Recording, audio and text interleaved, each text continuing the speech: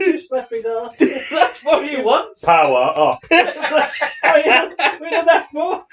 That's why he turned into the artist formerly known as Goldust, because there was too much arse smacking. That is his ultimate fate. 3 arse slaps and he turned into Tafka.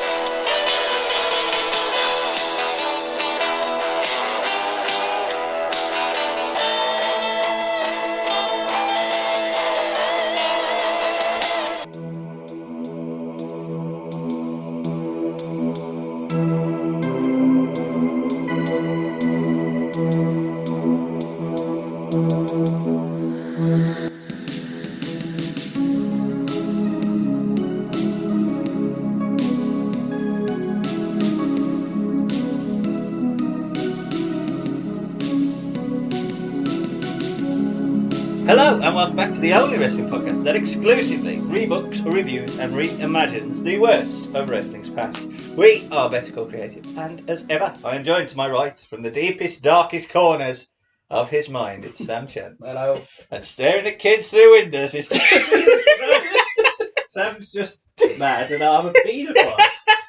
Sorry, Jack. It's Jack Chance. Hello. And I'm your host, Ben Chance, and What the artist formerly known as Ben Chance. Yeah, That was what I was going to call you that, but then I thought, well, you know. Well, he likes looking at kids through windows then. I don't know whether I can leave this in or not. Can we try that again?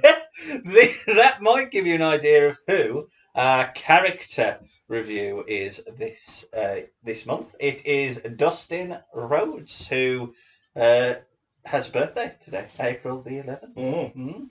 Mm. 69, so that would make him... Very old. It's got to be near 50... 6... No, He's he's 2 years is he older than 60s? Mom. He's No, 2 years older than Mum. 53. 53, that's it, yeah. Maybe 60 in 29. It's crazy as well, because William Regal's only like 54, and then you feel like he's retired. Well, I mean, you look at Dustin's face now and you think, whoa, that's a lived-in face, ain't that? That's why he painted. Well, yeah, paint half of it. but Paint my back. That's why Sting paints his face. there is Because he's part... old. Because people realise he's not Jim Carrey. Stop slapping Sting people. is robotic. Yeah, he definitely is. But have you enjoyed our deep dive into Dustin Rhodes? Yeah, Some of it? some of it. Have you? Yeah, Some of it? some of it. Jack? Not really, I must say. There was bits. I mean, in fairness... There's a section where I think, I enjoyed that.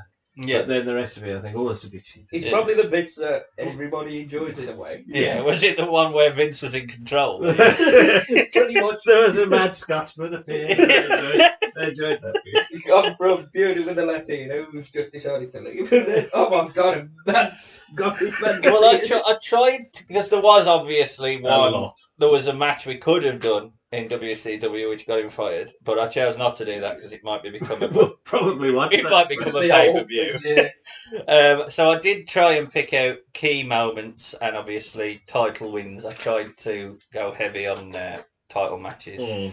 And I've tried to get in every gimmick that he had. The only one that we didn't get to see was Preacher Man. He's a Preacher Man. Yeah. A preach man, y'all. That was mainly because there was no real match that went over 3 minutes. So I just thought, what is the Just sort point? of had a It was promo just and a lot of Malvinas. That was that who he feuded with? Yeah. Yeah. Oh, He don't. slept with Marlena, didn't he? Oh, Even well, though he had they- 2 days of porn star. Well, that's the point. Yeah. Well, He didn't want or to. anything else. He didn't want to. It's my gimmick. It's my I'm job. gonna have sex with your wife.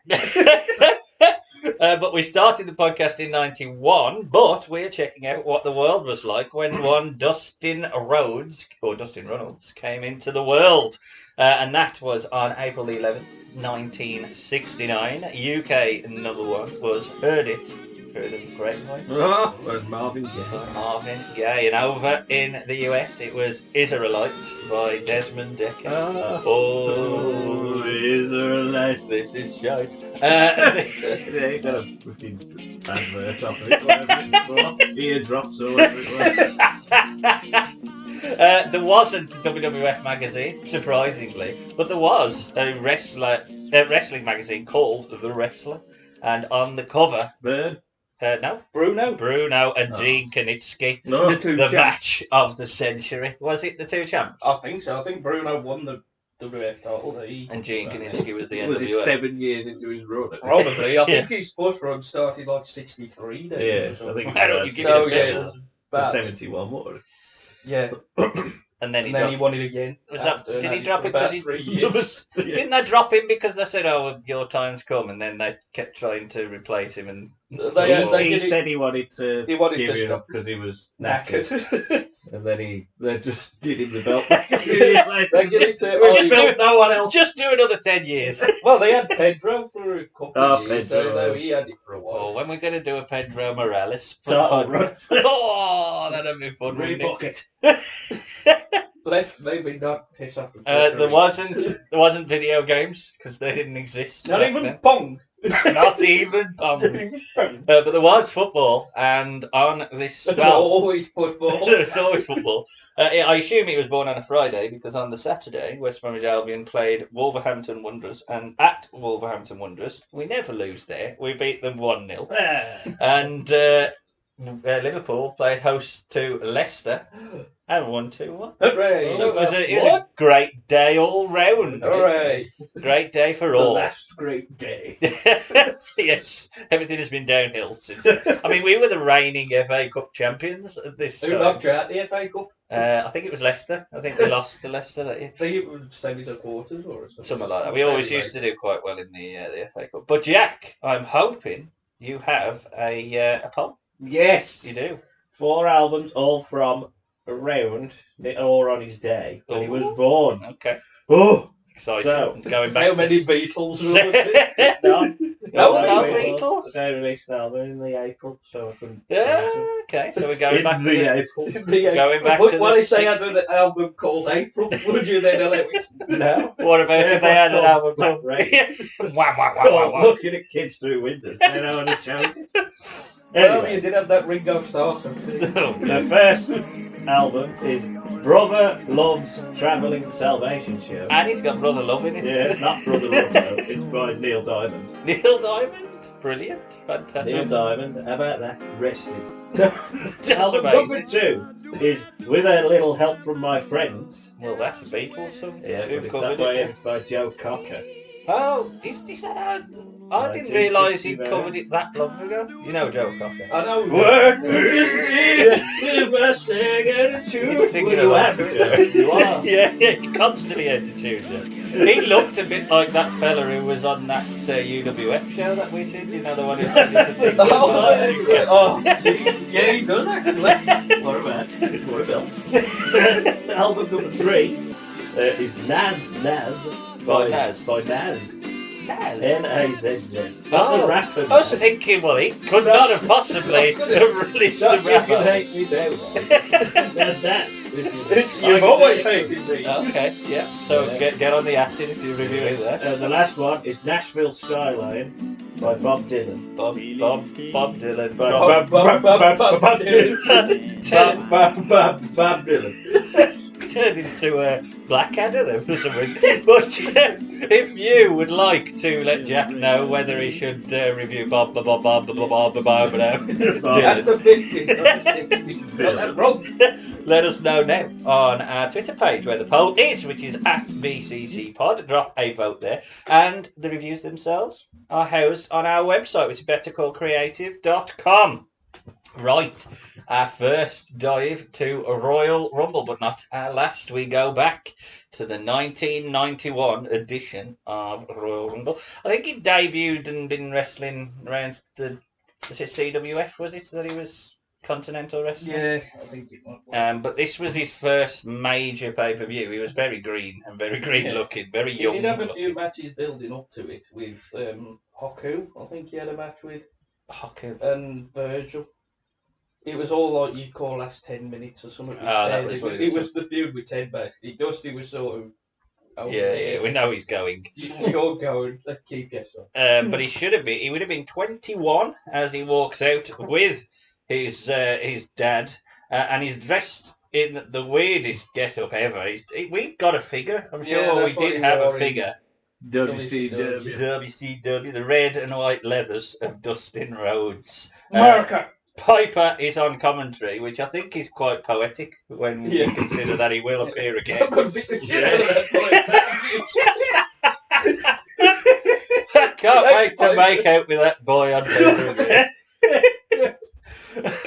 He talks up Virgil going to dinner with him, which made me laugh. Piper's whining and dining Virgil. Oh, yeah, because he was trying to get him You're away. a man! The heels jump up. So the heel team, I should reference, is Ted DiBiase and Virgil. And I think this is probably Virgil's first pay-per-view match. He's probably been on... I think he is, yeah. He's usually hanging around. And he has had matches, like tag matches, but I think this is his first one on pay-per-view. So we've got 2 debuts on pay-per-view. They jump the Rhodes to start off, but they are whipped into each other and eat dual bionic elbows.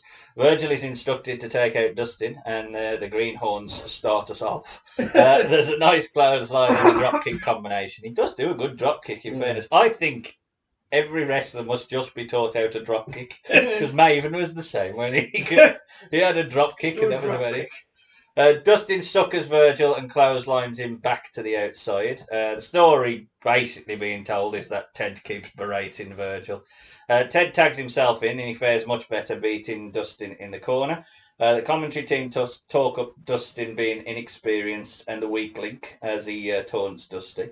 Dustin face plants Ted, who is caught between a bionic elbow whirlwind in the corner with the Rhodes.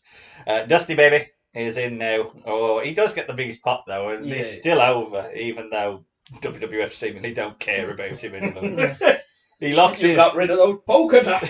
Oh yeah, I noticed he wasn't wearing polka dots. Yeah. Dusty locks in a sleeper, but Virgil makes a save. A second one follows when Dustin hits a dropkick. Dustin starts selling the knee after missing the charge in the corner. And Virgil heels it up now, kicking the knee out. Virgil gets aggressive and starts slamming Dustin Rhodes' knee into the ring post. Ted follows suit. There's nice psychology as Ted suckers in Dusty to allow the double team. But Virgil clotheslines Ted by accident. This is the confusing bit. So Ted now beats the shit out of Virgil, which allows Dusty to get the hot tag. Little bit of rally, tries a charge, and he's rolled up and loses. Yeah, it wasn't it. It wasn't it. It just felt like the whole story of here was that Virgil was going to cost there was going to Ted be for the match. miscommunication. Ted gets rolled up or whatever. No, you're on your way out. So like, they do all the shit with Virgil after, and you just see the Rhodes walking off, and you think, Yeah. Well, you are not important. I did watch it, and obviously it was done extremely well, but that's for a different podcast anyway. Yeah. Maybe the Virgil podcast. But in terms of... That might not be. Well, then again, he had a few It could happen. if we do it, send us a bill.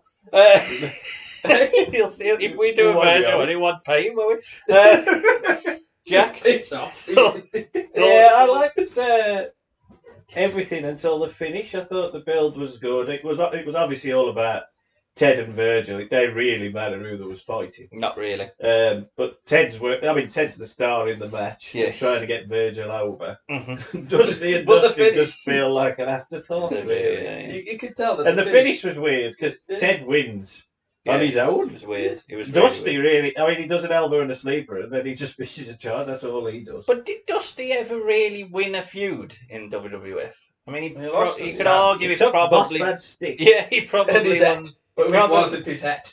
Probably won the feud with Bossman. Probably. But he But then definitely again, lost the one with That Macho. Survivor Series again with Bossman. Bossman just beat the shit out of him again after. So I don't know if he won that because by the Rumble he started a feud with Savage. Yeah, So- it's not a great time in Dusty Rhodes' career. Well, that's how Vince had a thing against people from the other company. We'll find out. Yeah, Sam? it was okay. Well, that finish It was a spiteful finish, basically. It was. Right, you go it, even though it should be them that lose to build up this feud. Fuck it, you're still losing. Was this the only match he had in the Fed in his first run, Dustin? He had, like Sam said, he had some matches like on some TV. like superstars and what have Just Where he fought. job matches. Yeah, just to build him up for the crowd to know who he is, and then he just left. Yeah, But he because is I did the thing where he was in the crowd as well, and Oh, Ted yeah, I and Virgil. remember I think that was Saturday night's main event. I I remember. think he was fighting Savage. To be fair, I mean, he didn't. He was probably third in terms of importance in this match, and the least is Dusty Rhodes, which makes you laugh. But I thought for his first sort of main pay-per-view match, and he's in there with Ted DiBiase, who's always going to look after him. He didn't look too green. He sold well on the knee. And did his job, but his job really was to stay out of the way. That story is more important. Stay out of the way, your dad's got a job, and then we've got more important things with Virgil. Virgil's the one. So Dusty Rhodes head to WCW, and so did Dustin, and he would start a team with Barry Windham. Was set to win the tag team gold with him, but plans changed when Windham got injured. And Steamboat replaced Barry, and the team won gold. However, he did win gold again with Barry Windham once he was fit and ready, and they dropped the belt to Steamboat and Shane Douglas. This sort of turned Windham heel. Yeah, and I think he went with the Hollywood Blondes not long after that. Or was that a If year you or two vaguely later? remember back at when we did Halloween Havoc 1992, I'm sure there was some heel shit going on then, because when he replaced. Yeah, Was it they Williams and fought. Williams? They fought Williams and Williams. Steve Austin replaced Cordy, who didn't turn in, and I'm sure in the promo Barry Windham was already teasing turning heel. And obviously, this was the straw that broke the stalker's back. As we head to January the 16th, 1993. Now, how about this for a bit of confusing booking? It's WCW Saturday nights. Saturday night. And Steamboat walks out. His belt collector, obviously. Steamboat. That was the tag title. I don't know why they just kept the NWA and WCW tag belts for ages. They had two. That's what I mean. They had, even though it was recognised as one set of tag belts, but they had two of them. So I think and Austin and Pillman just wore one each. Yeah, That was it. Just, you had the NWA, I'll have the WCW. It was strange, but yeah, he comes out like the belt collector. It's like the Miz. He's got very 80s music as well. Fucking awful. When I heard that theme, what the fuck's this? It's such a contrast. Because you hear that theme, and it's just him about loving his kids. Yeah. Oh, yeah, the black kids. I think I listened to a cornet one where they said his theme before was badass, but then obviously people were starting to boo him because he became I thought it was like she's like the wind. But, She's like the wind. Big steamboat. But then you got Dustin. It's so 80s in the 90s as well. It was from that Slam Jam album. Yeah, but it's even so that's the thing. WCW. WCW was dragged kicking and screaming into the 90s because they clinged to the 80s They did a so couple much. of good, But not just the themes, just the actual The presentation and the way that it looks. I mean, this Saturday night might as well have just been in some warehouse. Like, it looks I think awful. it was. But yes, he comes out. JR fills us in now that this match is for the US title because Rick Rude didn't defend the belt in the allotted time that he had to Well, they defend said it. his last, what was it? His last defence was it like November? November. Surely shouldn't he have been stripped in December? Well, they did, but this is a tournament, are you? Yeah, to So they see must fighting, have but started the tournament in December. One would assume, and now this it's is finishing the in January. this is the. I'm still very confused. You Yeah, got 30 days, but it's been over 30 days. It didn't make much Wouldn't sense. you've We saw done it on the 31st? we saw the US title though at Halloween Havoc 1992, and I could have swore it was. It was Rude, but he was in the other match, so we just picked Vader to defend it. That was it. Yeah, Vader lost it to Nikita, didn't he? And then did they have the I think Vader Smozzer? won, and Vader just pretended he was US. Yeah, something like With that. Harley Race. But I think WCW is he a very did have it. confusing place. Yeah, isn't it? 'cause I think They had Rick Rude- 2 world titles and Rick all Rude on that was show, US, but then I think again later on he knackered his back, so he did have to give it up. Well, Yeah. I think that was at 94 or the end of Yeah, 93. 94, around them. this is one of our shortest matches. This is. Don't feel like it. Nah. The one good thing is that The we had the theme of Dustin We Rhodes, got it in that drum. I enjoyed that. which is I had a bit of a smile. This Yeah. is which is That drum. obviously going to open the episode. So Dustin and Steamboat have been tag partners in the past, so they do show each other respect. Rhodes, noisy ring gate. well, it's just because there's no one talking. Rhodes hits a nice scoop slam, which does become part of his offense for the rest of his career. On the stick, it's Larry Zbyszko and JR. I do quite like that combination, though. Strangely, JR and He Zbyszko. ain't too bad, Larry. No, I That quite man is like that. quite good as a colour man. He Yeah. knows what he's on about. Um, He's and quite funny. So. Yeah. and obviously, And then he gets up and starts waving at people. Get myself over, brother. He said, "Down, Larry.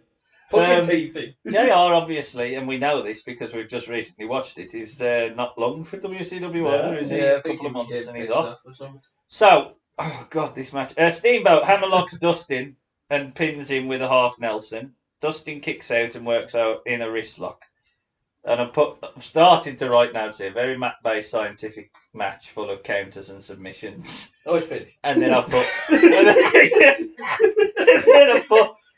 I put not a lot to write notes about as it's been arm bars and headlocks for 5 minutes. He just right. Dustin slams and slams and slams, and Steamboat goes into an abdominal stretch. JR puts over the injured back of Steamboat, and Dustin starts working on it. I've put here, this match is missing a whole heap of heat. Steamboat regains offense working on the arm. That's the problem, I think. Well, it doesn't work, does it? None of them work, team. No. Aggressive chops. Dustin gets a 2 on a cross body, back into a hold. Steamboat gains control. We go to the chin lock. Dustin hits a clothesline, gets a 2, arm bar. Both men flop on a bounce into each other. Flop. That was the best. The Dustin did like so many drop downs as Steamboat was running just to get up and bounce into him in the end. Rhodes hits his finisher, which is the Bulldog, and Steamboat kicks out. There's a very ugly looking bridge out of a pinfall. There's a suplex by Steamboat who goes high. He hits his crossbody off the top, which I think is Steamboat's finish. Rhodes repeats. So Steamboat gives. So they invented kicking out of finishes. Yeah, exactly. Yeah. Bastards. This is like watching WrestleMania. Kicks out the Steamboat's finish. There's a ref bump. Dustin and Steamboat flop over the top now. I'm assuming they did the ref bump. Oh, no, actually, it makes sense why they did the ref bump in a minute. So they flop over the top rope. I thought they did the ref bump to try and get around that top rope Over the shit. top. Yeah, because it'd be double DQ, still don't count. Give it back to Rude. Wyndham heads out. He Sneaks out. gets a DDT onto the I've got to concrete put my floor. chaps on for this. Steamboat only ever takes DDTs on concrete floors. I think. Steamboat is out. The ref counts him I think out. he took it a bit better than the Jake one. Well, sure. Well, we hope he did. And Dustin Rhodes has won his first singles title via countout in the tournament. Natural. That was very confusing. Win by count out. Surely a title cannot change by count out. Well, it's weird, isn't Or it? is that the loophole? If nobody's champion, then you can win by DQ. Why not just go with, having kick you in the balls and then you win? That's a good point. Hey! Dustin promises to speak to Steamboat after seeing Wyndham and DDT'd him on the concrete. I don't want the belt. Yes, you do. Sam, thoughts on... It was very armbar and dreadlocky, wasn't it? It was Very It was- NWA. It was very NWA, but as well because it was good face v face for a bit. Then you realise, can one of you do a little bit of heel work, Dustin, please? Well, I wish he would... I kind of get Steamboat it. can't work heel. I kind of get it, because obviously I think this must have been a wider tease. Is Dustin as much of a heel as Wyndham, or is he starting to turn heel? Which I do get, but this match, it was, to me, I think I did write it at one point to be the worst match of the run. I didn't go through with it, because there's two really much worse. But it was a poor match. Like, it was a poor match. For the, like, this is the secondary title, and we're always told the US champion is the number one contender and all that nonsense. It didn't feel like it was important because it was done in a warehouse. It didn't feel like there was any heat added to the match. you would have been better off if it was a tournament, just finishing it with a heel versus a face. Yeah. Because I don't think there was any heat, and I don't think they meshed very well either. I just don't think they actually Them meshed. two big faces, are they? Yeah, I really? think so. When They you have do so that. at this point, Dustin Rhodes is a white meat babyface, and Ricky Steamboat invented white meat babyfaces. It's like if you put Sting against one of them, he just wouldn't work. Yeah, I agree. At the time. Jack. Yeah, I don't think it worked. It was too slow. I know it's face v face, so there's got to be, friendship and all this shit. But it just never really got going. The finish, it's all right. The finish, I don't mind the finish, but I don't think it really helps Dustin in any way, getting him over as a big face mid card, secondary face, if you will, and more than just beating Ricky Steamboat, rolling through on the crossbody or something. But they're obviously going with a different story of Barry Windham being the big bastard, so I didn't enjoy it that much. No, I just think you're right, really. It's just like his big coming out party to say, right, he's now near the top of the card, but he won by count out because someone else. Like the third man. Yeah, he did again. He just feels so far You are irrelevant. Barry and Ricky are more important coming out of this match. That's true, yeah. And Zabisco, probably. Dustin.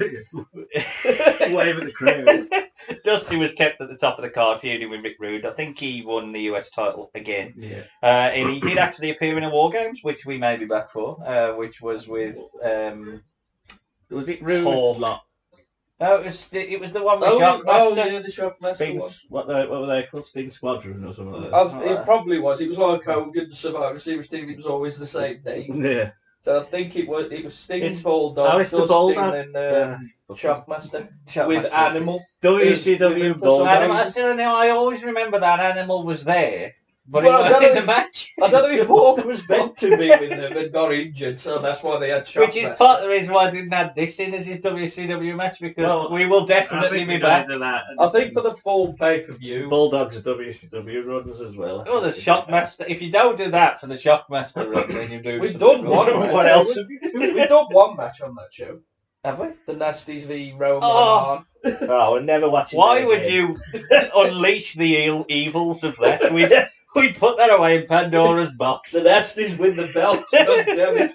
And then he was put into a feud with the Stud Stable, which was Colonel Robert Parker's stable. Yeah, which had Arn in it. Yeah, of course. When Flair wasn't around, Arn gets put in. You are the stable boy. And stable boy.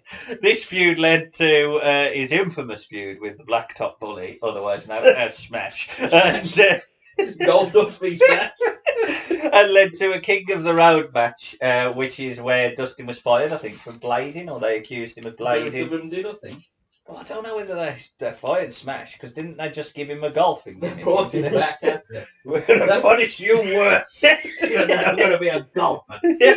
At least Goldust actually benefited from the decision to fire him. They're fighting in a truck. What the fuck do you expect? Yeah, exactly. They're going to get a lot of heat. Imagine if you didn't blade and you won by hitting someone with a barrel of hay. What the fuck? But of course, I chose not to. He was in one of the War Games before that, which was shit. I was going to say, I'm sure he was in two. Yeah, it was him, Dusty, and the Nasties. The Funk, Arn. That was Stud Stable, wasn't it? Yeah, who was the other two now? You had, what, I can see his face. Black Bart, was it? No, oh God, I forgot his name. Dirty Dick. Yeah, I think it might have been Dirty Dick Slater and Bunkhouse Buck. Oh, Jesus. Who played Jack Swagger's dad once. Yeah. Amazing. We'll be back for all of that. Don't worry. If you're thinking to yourself, why didn't they stop and review one of those? Trust me, we will be back for all of that. Yes, he was fired and was heading to the WWF, which is where we pick it up, because WWF had a very different vision for Mr. Dustin Rhodes. I said to watch his debut vignette. It was difficult to know what his debut vignette was, so I just watched a stack of them. I watched one and I'll put it into YouTube, and it's his debut one. But I don't think it might be that. Is that the one where he's standing outside the Warner Brothers studio? Yeah, that was what I said on mine. But then when I said it later, it was vignette number 3. I think the one which he debuts on, he's got Hollywood, yeah. Hollywood, so he's in the hills. And basically, Oh, the right. gist of these, because it's A pretty lot much, of film references. references. yeah, it's And he wears a hat. he references he does reference Arnie and different films. Right at Any the end, pop he culture starts to reference. mention wrestlers. Well, yeah, because he does make a reference to Night of the Living Dead, and that teases a feud with Undertaker. And I think he That Piper. teases a feud with the Heartbreak Kid as well. He Yeah, he mentions does that, mention Shaw. which is good because at the very least, the fact that he's talking about that, you know, TL Hopper never mentioned. I'm going to unplug your toilet, Sean. So I'm going to talk about Sean and Turker. Comes in and he fights Bam Bam Barty and Savio. But he does feud with. Well, I wouldn't say feuds with. He First feuds with feud. Taker, but he doesn't That's feud with later Shawn. on. But he does fight them. He does fight Sean. I think he has a ladder match on an house show for the world. With him. I'm glad that he talked about them though, because it wouldn't have made much sense if his vignette he was going up, coming to the WWE, now, checking you out, Marty. Bam Bam will leave after this. But there was a ready-made film reference, wasn't there, with Marty? Because you could have done Back to the Future. So that was a There's a joke in there somewhere from his own comments. yeah, maybe. I gotta find it though. But yes, he did debut. He got quick wins over Marty and Bam Bam on pay-per-view. One was In Your House, and then it was Survivor Series. Yes, the Survivor Series was Bam Bam. And then he was pushed in a very, very, very edgy direction as he started courting the affection of the IC champion, Fraser Ramon, and he exposed his tit to have a Look at my tit. I've got a razor razor. tattoo. Apparently this was all Savio who was helping him with the gimmick, like robbing him and stuff. Yeah, He's he's the the only first one in one our show. to tell him to do Yeah, it. said do it. Savio is such a good Rub my handler. chest, then he said rub my cock. Yeah, Well, one of the That's a bit far, Savio. because I think when he was doing the punches, I think he said just something like that. Grab me leg, whatever, grab Yeah. me cock, or Grab- whatever. yeah. Calm down, Savio. I ain't gonna go. Because where I was if you thinking. if you watch his very beginning, like his match against Bam Bam, yeah, like that, he's like, I think you don't know. Androgynous. Yeah, and I don't like his gear early on as well. He's just weird. I think his gear first. There's a lot of bulging going on. Strange. He really doesn't look like Goldust the first promo. He's It's like like a jaundice. Honestly, he looks like a Simpson That's the character. thing, apparently, listening to Bruce Pritchard's podcast talking about it, Vince said he got to have his ears black, but then he kept changing it, saying, no, you know, have him go over there. He goes, I want his ears black. Vince is very anal with his management style. Isn't Yeah, he? he is. I must That's know why whether he's sometimes, painted like his his first one, you saw him with his black ears, which don't look right. And then he day have it, then he does have it. Black ears. strange. So yeah, full circle. 5 years from our first match. On our third match, we're in WWF Royal Rumble, and it's Royal Rumble 1996. I'll circle back to my thoughts on Savio when I get to WrestleMania 12. Actually, so Goldust makes his way out. Vince talks over most of the start of this, basically Vince. saying, you know, don't adjust your sets and stuff. We know this is. We know you haven't ruined TV. We know this is the box style entrance, Vince. It's okay. We're not that He's stupid. been on telly for about 3 months. We know how it works. And then Gold falls from the sky. Goldust steps into the aisleway, but then steps back, and a woman, No, there's a woman. smoking a cigar, Woman. walks out. Goldust walks out with an usher behind him carrying the director's chair, which is kind of cool, but then kind of confusing. Why would the usher have the chair for the director? Is it? I don't really understand it. But yeah, it adds to it. So I'm probably nitpicking there. He should be carrying his suitcases, shouldn't he? The way Yeah. he looked. It's true. He did, yeah. He looked a bit like Manuel. Perfect on commentary. He's very hung up on the cigar. He's smoking a cigar, Vince. And he just keeps going on about the fact that he's smoking a cigar. Probably because Vince don't like smoking. Well, he did say it's a good job. That's not lit. I think it is. Why have you got it then? Yeah, exactly. What's the fucking point? I like The the taste music of it. actually loops. I think it reaches Yeah, the it end stops and and then then you just hear it start again.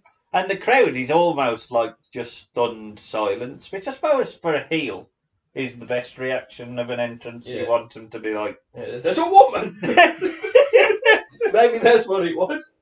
It did make me laugh though when Perfect suggests that Razor might want to have sex with Goldust, which annoyed Vince.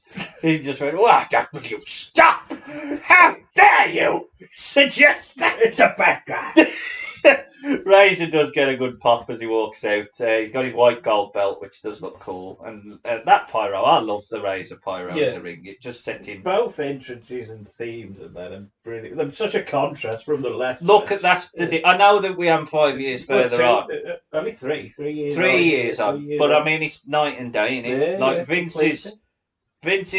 I know Goldust is a lot different. We did Uncensored, which was 2 months after this. Oh, you look at all the entrances from there. Yeah. Just look at these. I mean, the thing is, it doesn't really matter what happens in this match because of the entrances, the story, and the characters. To a certain extent, as long as the match, as long as they don't stink. Yes, it doesn't stink, and they don't start doing headlocks constantly, then it's gonna be fine. Goldust does his creepy crawl towards Razor. Razor isn't happy with Goldust's entourage. Throws a toothpick into the face of Goldust. And then he chews on his glove a bit, which did make me laugh. Again, this is WWF all over, isn't it? Why start a match when you can stall for 10 minutes? As Goldust shows his bum a little. We're running out of time. He just sort of turns around and wiggles his arse a little bit. Have a look at that.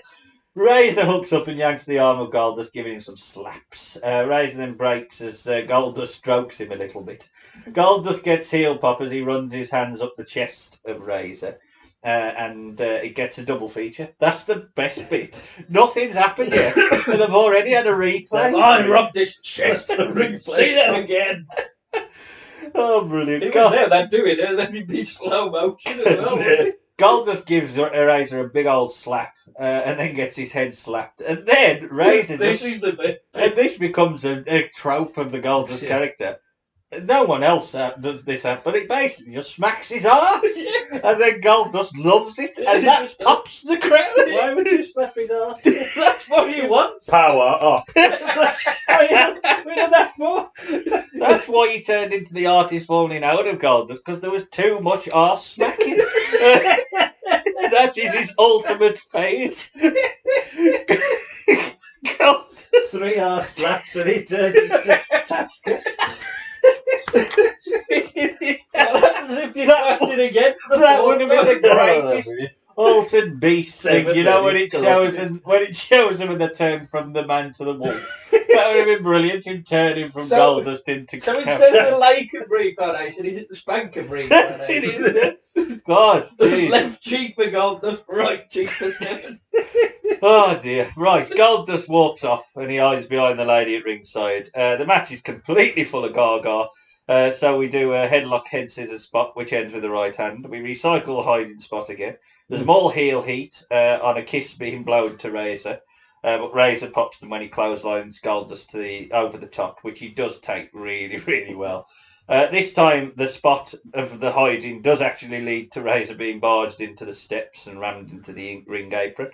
There's a double axe handle from the top rope to the lower back of Razor. Goldust hits his bulldog, but only for a 2.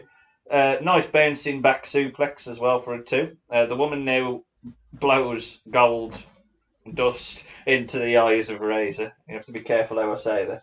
Now blows gold dust into the eyes of Razor. Excuse me. Weird. And the ref was watching. Hello, lady. Stay in your lane, pal. Goldust stays on top of the net breaker. Perfect suggests Goldust can do anything to Razor if he puts him to sleep. And then Vince goes, well, anything can happen in the WWF. I was thinking, Vince, even you. Come on, Vince. That's a big fun. Think you had your gun yet. I don't think you'll be allowed to do this. No, and he also calls Razor Marone, which made me laugh. Maroon. The Razor hits a low blow to get his way out of the sleeper. He recovers. He hits an ear fall on his choke slam. Fall away slam gets the same results. I mean, Goldust is a big man, so to hit the fall away slam. Yeah. Goldust now strangely goes up high, but Razor knocks him off the top. Razor hits the top rope back suplex while in the ring. The lady distracts the ref by just sort of falling over and saying a broke her ankle. And annoyingly, 123 Kid runs out, hits his top rope in a spinning very heel baggy t-shirt. Yeah, I don't like this 123 Kid. And he hits the top rope spinning heel kick. Goldust covers Razor for the win and the new IC title. Whilst I mean, I thought it was plenty of Gaga. Really put over Goldust as a psychological heel, more so than having much threat as a wrestler. But I could have done without Kid costing Razor. Yeah. I know they've probably still got to tie that storyline up, but I wish. Well, they have the crybaby match a month later. Well, exactly. We'll be back for that. But yeah, I could have just done with Goldust winning, even though I know he's going to have to do it through heel tactics because that's where he's his got character a manager is. for it. Yeah, I just thought there was better ways to do it, and you could have kept Goldust maybe slightly stronger. But he's IC champion within 2 months of his debut, so you know I can't criticise WWE and the whole package of how they've made Goldust straight away is so much more interesting than anyone else that they've got in the middle of the card. Jack? Yeah, I loved it. I thought it was brilliant. I think it's just two characters and a storyline, and that's what you want. That's all you need. The in-ring work, as we said, as long as it's stinking out the place, you'll be all right any day. The finish, I mean, obviously the plan is to go with Razor v Goldust at Mania, so it is a bit weird where 123 Kid is now interjected again. But, you know, it ain't the worst thing, but I probably could have done with Goldust just winning because of Marlena, which is what it should have been. I mean, you've just debuted her as his manager. Surely she's got to cost it. I know she does, in a sense, cost Razor, but without twisting her, without 123 Kid jumping off the top and spinning heel kick, whatever, he probably would have lost. So you probably could have made Goldust look a little stronger. Yeah. But overall, I thought it was brilliant. A little bit overdone at the end, Boris.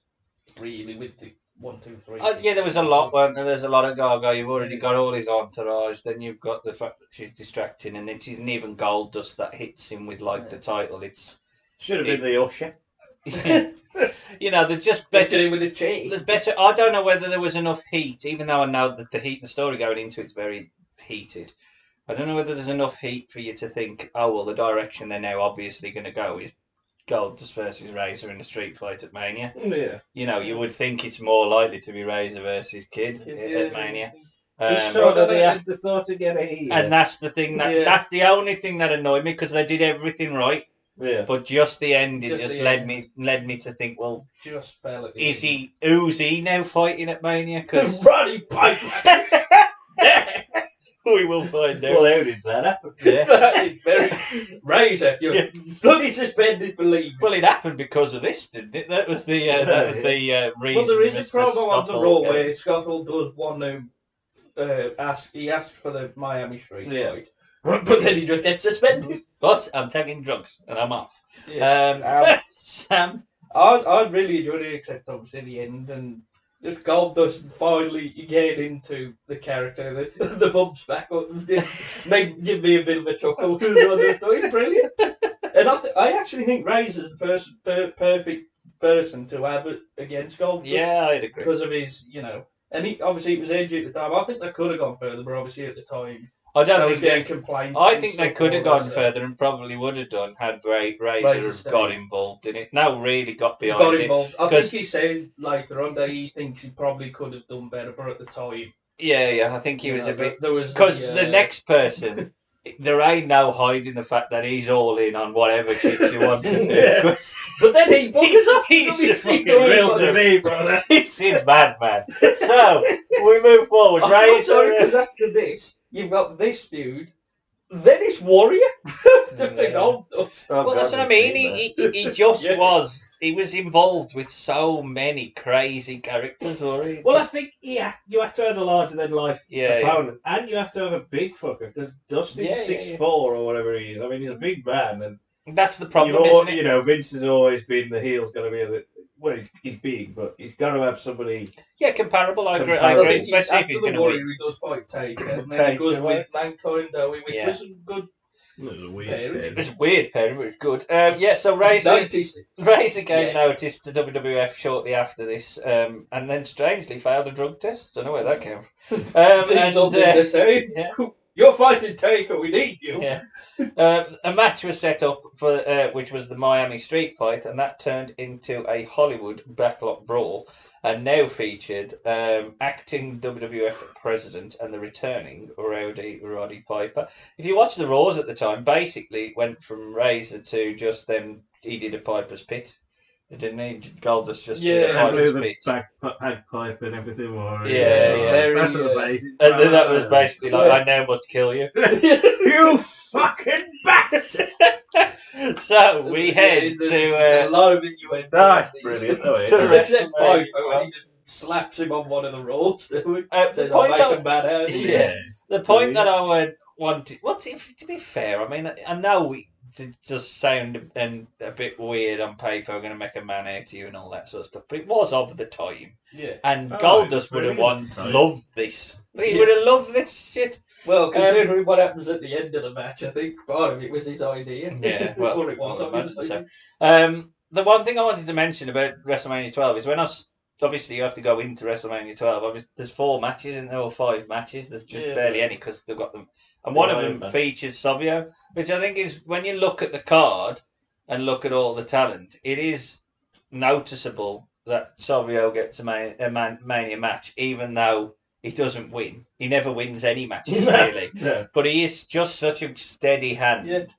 It's just a shame that he just got lost in the attitude shuffle, didn't he? Because No, at the end, yeah. Well, that's more realistic. And let's just make him a Bariqua. yeah, that was the point. Once Well, he so it was gangs. Once he was in the Yeah. gang wars, he was dead, but he was such a steady hand.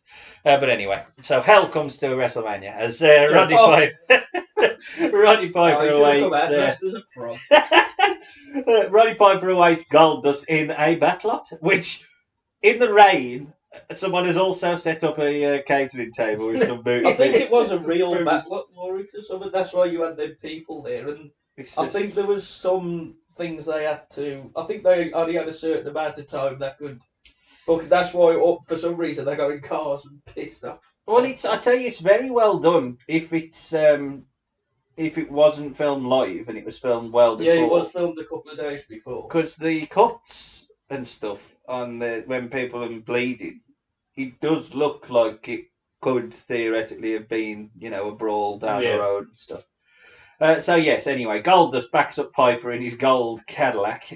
Piper sprays it with water. It's raining. It's already had a whack. Piper bashes the car with a bat, then goes crazy and beats the living shit out of Goldust with a baseball bat, a trash can, and tosses him into the catering table. He then slams his head, and I mean slams his head, into the dumpster. And how that didn't, Jesus Christ.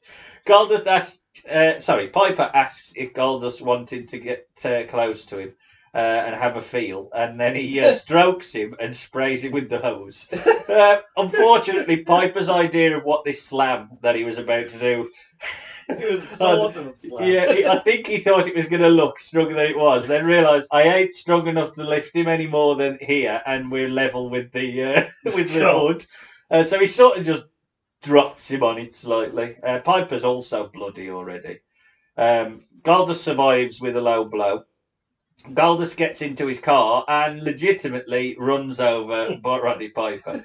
Goldust drives off as Piper rushes to the only car that was available. Obviously, strangely, it's a white Ford Bronco. Don't know where that reference was. Imagine that. Yeah. How about it? And 6 minutes into the match, it's sort of delayed as they have a drive around. I don't know whether you watched it. You would know what happened anyway. Yeah. So during the Savio Vega Austin match, Piper is on the phone to them saying he's trying to catch Goldust, and we hear sirens. This is in of itself a playback to the OJ calls that was being made. Yeah. Piper I then. think it's the actual news footage they use. Oh, the the chases. Yeah, so That's amazing. he comes What back. if they got the wrong news story and played that? Uses chase. We're using that. Vince, This footage looks familiar. yeah, That's what he says. Joe. Piper Piper, in '94. Yeah, it was the day the World Cup started in 1994. Piper comes back and he Jesus. warns that he'll chase Timely. Goldust to Mexico if he needs to, and then we Oh, do. they should have done that. Then we see footage of Piper being chased by the cops. Well, it's not. It's O.J. Simpson being chased by the cops. What a load of shit. Later on, that's the last we hear of it for a match or two. Todd is backstage, and we see the gold Cadillac chased into the arena. So the cops have obviously given up the chase. Yeah. It's like the GTA, isn't it? They went round a corner and then that Well, was it. obviously, once you get Mania's like den, so you can't go in there. It's a safe zone. It's the same room. Can't go in there. Oh dear. So they drive into the lot. Goldust tries to escape Piper. We see Patterson run out of the shop. And Diesel turns up. Diesel just randomly walking through. Oh, because he just lost. I'm off. See you later. See you later. That's me, John. Yeah, so we lose Piper in what's going on, but then we finally find them as they sort of stumble out onto the arena floor. Goldust begs off in the aisleway. They brawl in the ring. Goldust does get some offense and beats on Piper's knee. There's a leg drop to the groin of Piper. Goldust then oh god! So Goldust sets Piper up for a pile driver and it rubs on his arm. Spot. I'm having a feeling. Goldust uses Piper's ripped shirt to choke him down. Piper starts to hulk up, well, sort of. He flops aside so he misses the uppercut that Goldust is setting up. Because he goes down to the uppercut. And Piper just goes, I didn't walk off. Don't know what's going on here. Goldust pummels Piper and teases a kiss, and Piper shakes the ropes, and Goldust crotches on the top turnbuckle as Roddy chants a herd. Goldust kisses Piper, which annoys him. Goldust realises his mistake, and Roddy goes rowdy and grabs Goldust's cock, knees him to the balls, gives him a spanking. Goldust is disrobed. He's wearing a thong and a garter. Piper kisses him and again and drags him around. Drags him around by his suit. He knees the thong-covered balls, and that basically ends the match. The brawl. These are the balls. Got too many. Goldust rushes from the ring. Piper's theme plays. Wrestling is amazing, and yeah, the match is over. Yeah. I mean, look, there's a lot of holes in it in terms of, why is Piper kissing him? I don't really understand that at all. And there's a few of them. But it is amazing. You can't kiss me, but I can kiss you. Again, it's two very strong characters. It's got all the storyline. It's got all the gaga. The O.J. Simpson thing maybe is a bit in bad taste. Yeah, But it's still 96. They're trying to be edgy, so it worked. Piper is Piper, so he's just a mad man punching him in the head. Goldust feeling He broke his his arse head is amazing. And then he wears the fucking garter and the thong and everything, which just puts it over the top. It's absolutely brilliant. I loved it. I absolutely loved it. I think the crowd probably needed that before going into You've got an hour now. of wrestling now. Yeah. Just have some mad shit for a while. It's so well booked for that particular Mania Yeah. because there was a lot of wrestling in that Mania. Yeah. And it needed some sort of gaga. And Piper, I'm not saying Razor didn't, but Piper went all in with the Goldust character. Yeah. Completely allowed all the shit. So, I think the kissing Even him gave is him a almost like once he disrobed him, he'd recognised that he was a woman and therefore kissed him. Oh, now you're a woman. But whatever the craziness, or maybe it was like Jack Sam said, and he just thought, well, that you can't kiss me, I will kiss you, or that psychology shit ain't gonna work with me because I'm fucking mad. I fought a frog. I am literally insane. But whatever the thought process was of Mr. Roddy Piper, it was just brilliant, absolutely brilliant, and of its time. I just can't fault it. Obviously, the wrestling is a bit shit, and Piper's exactly. Piper's knees look like them turning inwards, but other than that, I can't. So the only thing I would have cut out is all the O.J. Simpson because you didn't need to. You could have had Piper chasing the gold Cadillac, and that would have Like, that would have been Would've fine. worked. I don't need. Why do we need to reference that this is like a? At the time, they was really into referencing everything. More Yeah, But I even on can't see Raws. how that possibly makes you more marketable or generates any more interest. So it just doesn't make any sense to me. I suppose it is showing that you have your finger on the pulse of. We know what's going on, Popular- although it happened for 2 But years. exactly, it happened 2 years ago, and who cares? Like, I mean, why do wrestling fans care? I think it would have been. Obviously, the people in the arena didn't see it anyway. No. But the people at home probably would have cared more if it was Piper and Goldust who were having the of course chase. I would do. So I would have got rid of that crap. Yeah, that But literally, other than that, I would have kept And it the end exactly spot the same. of Piper with his arm up, like looking like a madman. Yeah. So fuck me, that's brilliant. He's won. He's won the brawl.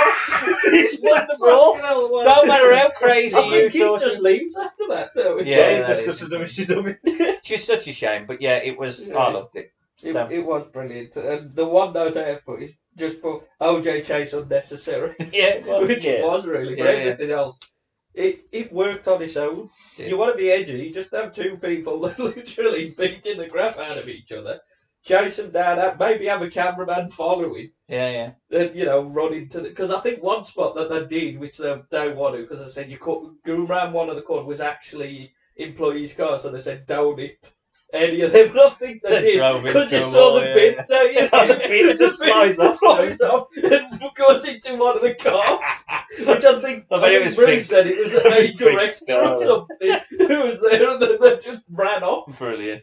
I love it. I loved it. Brilliant. Anyway, so Goldust did follow through with his threats to feud with Taker. He had matches with the WWF champion Shawn as well for the title. So did stay near the top of the card despite dropping the IC title to Ahmed Johnson. He did begin a short-lived union with Mankind, who was obviously involved in the feud with Taker. Yeah. And after a short feud with Mark Nero, more on that later, he got involved with a feud with Triple H, which was his sort of face-turn feud, wasn't it? This led to him turning face, but his face turn did, even though it probably was needed, it did slow his momentum a tiny bit. I think it was because of all the complaints and everything about the gimmick they had to try. Yeah, Vince That's said, why well, they no, we support it. Marley His face. What are you on about? Turned his face and watered it down way too much. Yeah, well, and also, it's not his fault, but the feud that he was booked into not long after this was with Brian Pillman, and obviously we know what happened with that, which sort of didn't help anything, because that feud obviously was going to lead to the split up between him and Marlena, but I think it was Marlena who was going to turn on him.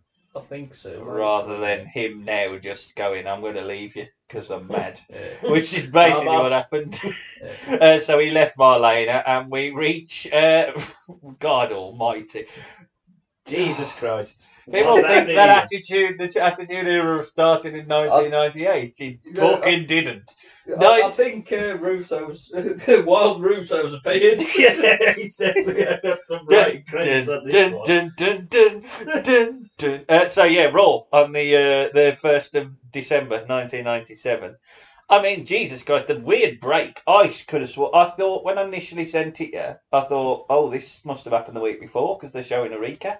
Because it just goes, oh, we're in it now. It starts, doesn't it? It's how Raw was at the time. It's like it's karate fighters. And now look at this, Luna. What? Luna and Goldust on a chain. So yeah, It's a draw. After the break, we cut straight into the middle of Luna saying the bitch is back in the middle of the ring. She has. And his marriage, but at the Survivor Series, he did more than that. He walked out on his partners and on his country when he refused to tag Vader. He's been walking away from commitments all his life. This was no different. But then, it was just a couple of weeks ago, right here on Raw, when Goldust retaliated against Vader.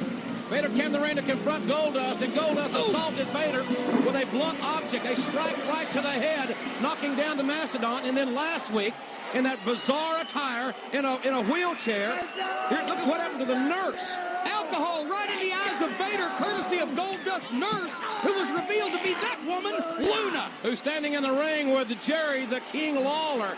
This should be an interesting interview. Bitch!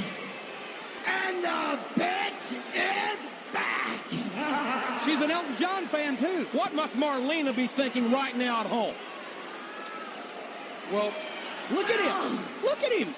The man there before you has been a prisoner of his life since he was a child. First, to an overbearing, overweight father, and then to a petite, scum-sucking gold digger. I am the woman that has brought the key to set him free from his living hell.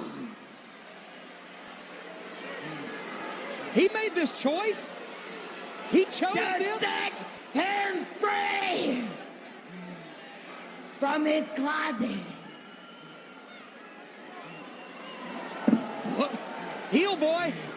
The artist formerly known as Goldust. Ah, you scumsuck.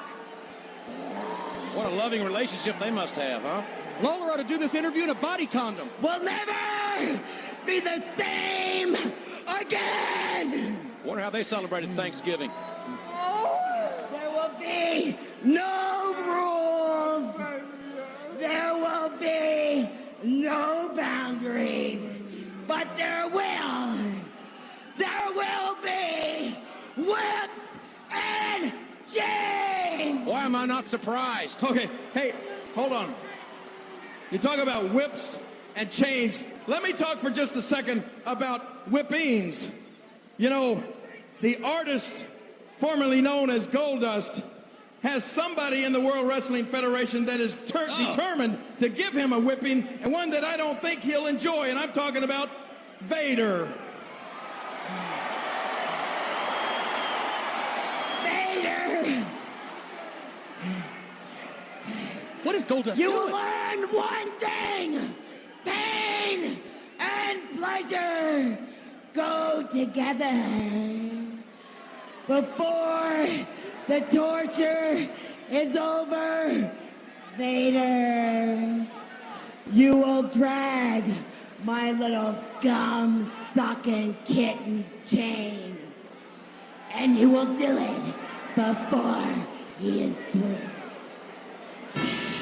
Oh, did somebody spike my Kool-Aid? Wait, oh no! Well, my mama just fainted in Oklahoma. Oh my, looks like two anteaters. I think this interview is illegal in 27 states. Look at the replay. What tremendous action. Oh, JR. Goldust on a leash and a lead. Goldust is wearing a bright pink suit with like Bright Madonna green, sorry. With pink Yeah. hair. Pink hair, bright pink That hair, suit got on at it. bright green, Water. yeah, bright green suit with Madonna style cones. He's Ball gagged. gag. Oh, he's gagged. Yeah, Ball he's gagged. gag. He's gagged as well, and he's crawling around the ring like a dog. Oh dear. Luna says Goldust has been a prisoner all his life. The first to his fat dad, and the second to his skinny wife. Fat dad and a skinny wife. We're gonna fight Vader. Oh dear. Yeah, that in itself doesn't make any sense. That's a very strange transition. Luna introduces him as the artist formerly known as Goldust or Tafka, if you would like. She calls him Scumsuck. She warns that he'll never be the same again. She says there will be no boundaries, but there will be whips and chains.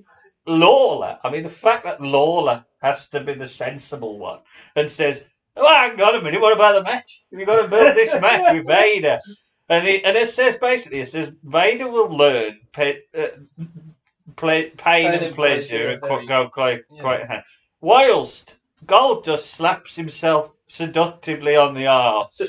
He loves to slap on the arse. Fair enough. Can't power up anymore. He's reached the Too zenith. many slaps there, Goldust. Look what's happened. And then Luna Watch pulls. your feet.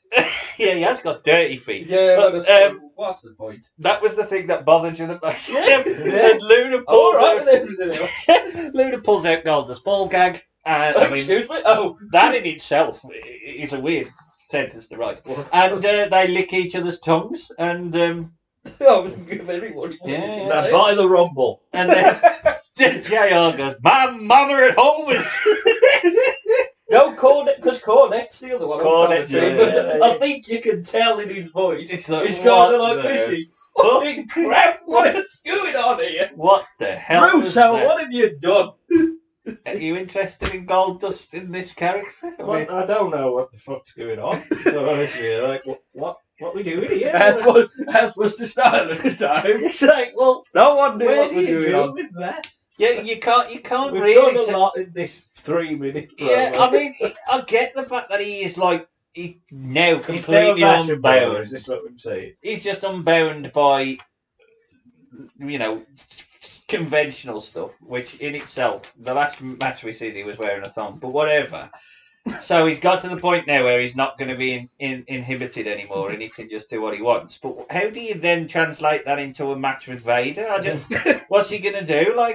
Well, that's the worry, isn't it? Like, what is he going to do? What's he going to do Vader, to he ain't taking any shit. And trust me, if you'll try and do it with Vader, good luck to you, pal. It's falling off. Good luck But to you. it is His like, eyes fell out. it's like we're going into the Attitude Era, everybody's going to be turned up. But Goldust was already there. Yeah, exactly. He So just got turning turned him up, off a bit. it's like literally, it almost turns off the fans because it gets to the point It's where you too just think, far now. and how do you top it? Like, Like, exactly. I What's think he gonna comes come out next week on this and does a Mary Had a Little Lamb thing. He does like a. Dressed as a babby or Yeah, whatever, just and he's like Oh, a- the New Year's baby, and then Yeah, Austin beats him up and throws him in he's the a toilet. babby, and then he's Then he does Marilyn Dust and Flash Dust and Sable Vader Dust. Dust and Sable Dust And and Dude Love Dust. yeah, he does all Just these become sort of things. parody. He come out as Silver Dust. Exactly. He's gone from being a credible mid card or upper mid card, Psychological and now he is just the parody. I wouldn't even say comedy because it's not really that Nah, funny. He's parodying Well, what the himself. fuck's going on? And he did fight at WrestleMania 14 against Luna, against Sable and Mera. That was just for Sable, really. Yeah, exactly. wasn't The it? only face there was Sable. But strangely enough, it did lead to a match that I did choose to view because at the peak of Stone Cold Steve Austin's rise to the top of the WWE, he's now the world champion. It's the 27th of April, the Raw after Unforgiven. Breakdown. Unforgiven. Yeah, the first pay-per-view after Mania. Yeah. Goldust is now a big enough and an established enough star to be facing Austin for the WWF title. And he's Goldust again? And he's I'm very Goldust. confused I'm by glad Still they've done that. Tafka, ain't He's he? He's still still Kafka, Kafka, but he's just dressed he as dresses Goldust. as Goldust. Yeah, well, he's just thought, I'm in a main event of Raw here. I better put my best suit So I'll on. be coming out in a ball game with a title. Well, how do you Get how on do you, Regis Philbin on breakfast, and he comes out with a ball gang and the belt. how do you get Crawling behind the That'd be brilliant. Send him well, to the media. that in itself, if you actually do go with a kayfabe idea of the storyline here, this is Vince McMahon who wants to have control over whoever the WWF champion is, to the point where he's gone, I'll have him. I'll have the bloke in the ball game. I trust him. Vince wanting Goldust to be WWF champion is amazing. He's basically booked Gerald Briscoe as our referee, and Austin cannot touch Gerald or he'll be stripped of the title and he'll be fired. It does make sense. The only thing that is different about this Goldust is he cut away the arms of his single. And he grew his hair. Yeah, He needs he's a haircut. he does need an haircut. All right, the pop for Stone Cold obviously is nuclear. The crowds and the signs and everything. I mean, this is peak attitude. Yeah. This is like You can tell at the time when they're trying to get a close up because signs keep going up on the on cam. That's why there was a lot of wide shots. yeah, you can't get anything. Can't see anything. He flips the bird to Gerald and eats the corner pops. JR tells us that if Austin lays a finger on Gerald, he'll be fired and stripped of the title. Vince McMahon skipping the ringside made me laugh as well. All happy and gay. Austin Austin clotheslines down Goldust as Vince sends the timekeeper to the back, takes over the duties, which basically is him holding a little hammer. Little Well, I'll do it. I'm going to rate it. Suplex by Austin, gets a slow 2 count. Goldust gets a 2 on a clothesline and a 2 on a fist drop. Goldie tells Gerald off, and because I think Gerald must have forgot what he's supposed to be doing. Yeah, The he's meant first to be 2 quick. counts are very slow. Yes, it's meant to be quick counting. Gerald does speed up the count now, which pisses Austin Wake off. up! Goldust attacks him. We get another quick count. Crowd is so hot. Nice bulldog by Goldust for a 2. Takedown and punches. We spill to the outside. Austin goes into the steel steps, but then Goldust is thrown into the guardrail. Goldust low blows Austin, and Jesus Christ, I've never. JR, Christ goes mad. He low blow. That's the fucking worst referee I've ever fucking Bagger. You got to add that in. Bagger. We go to a sleeper spot, which is brilliant. Attitude Era sleeper spot. Goldust.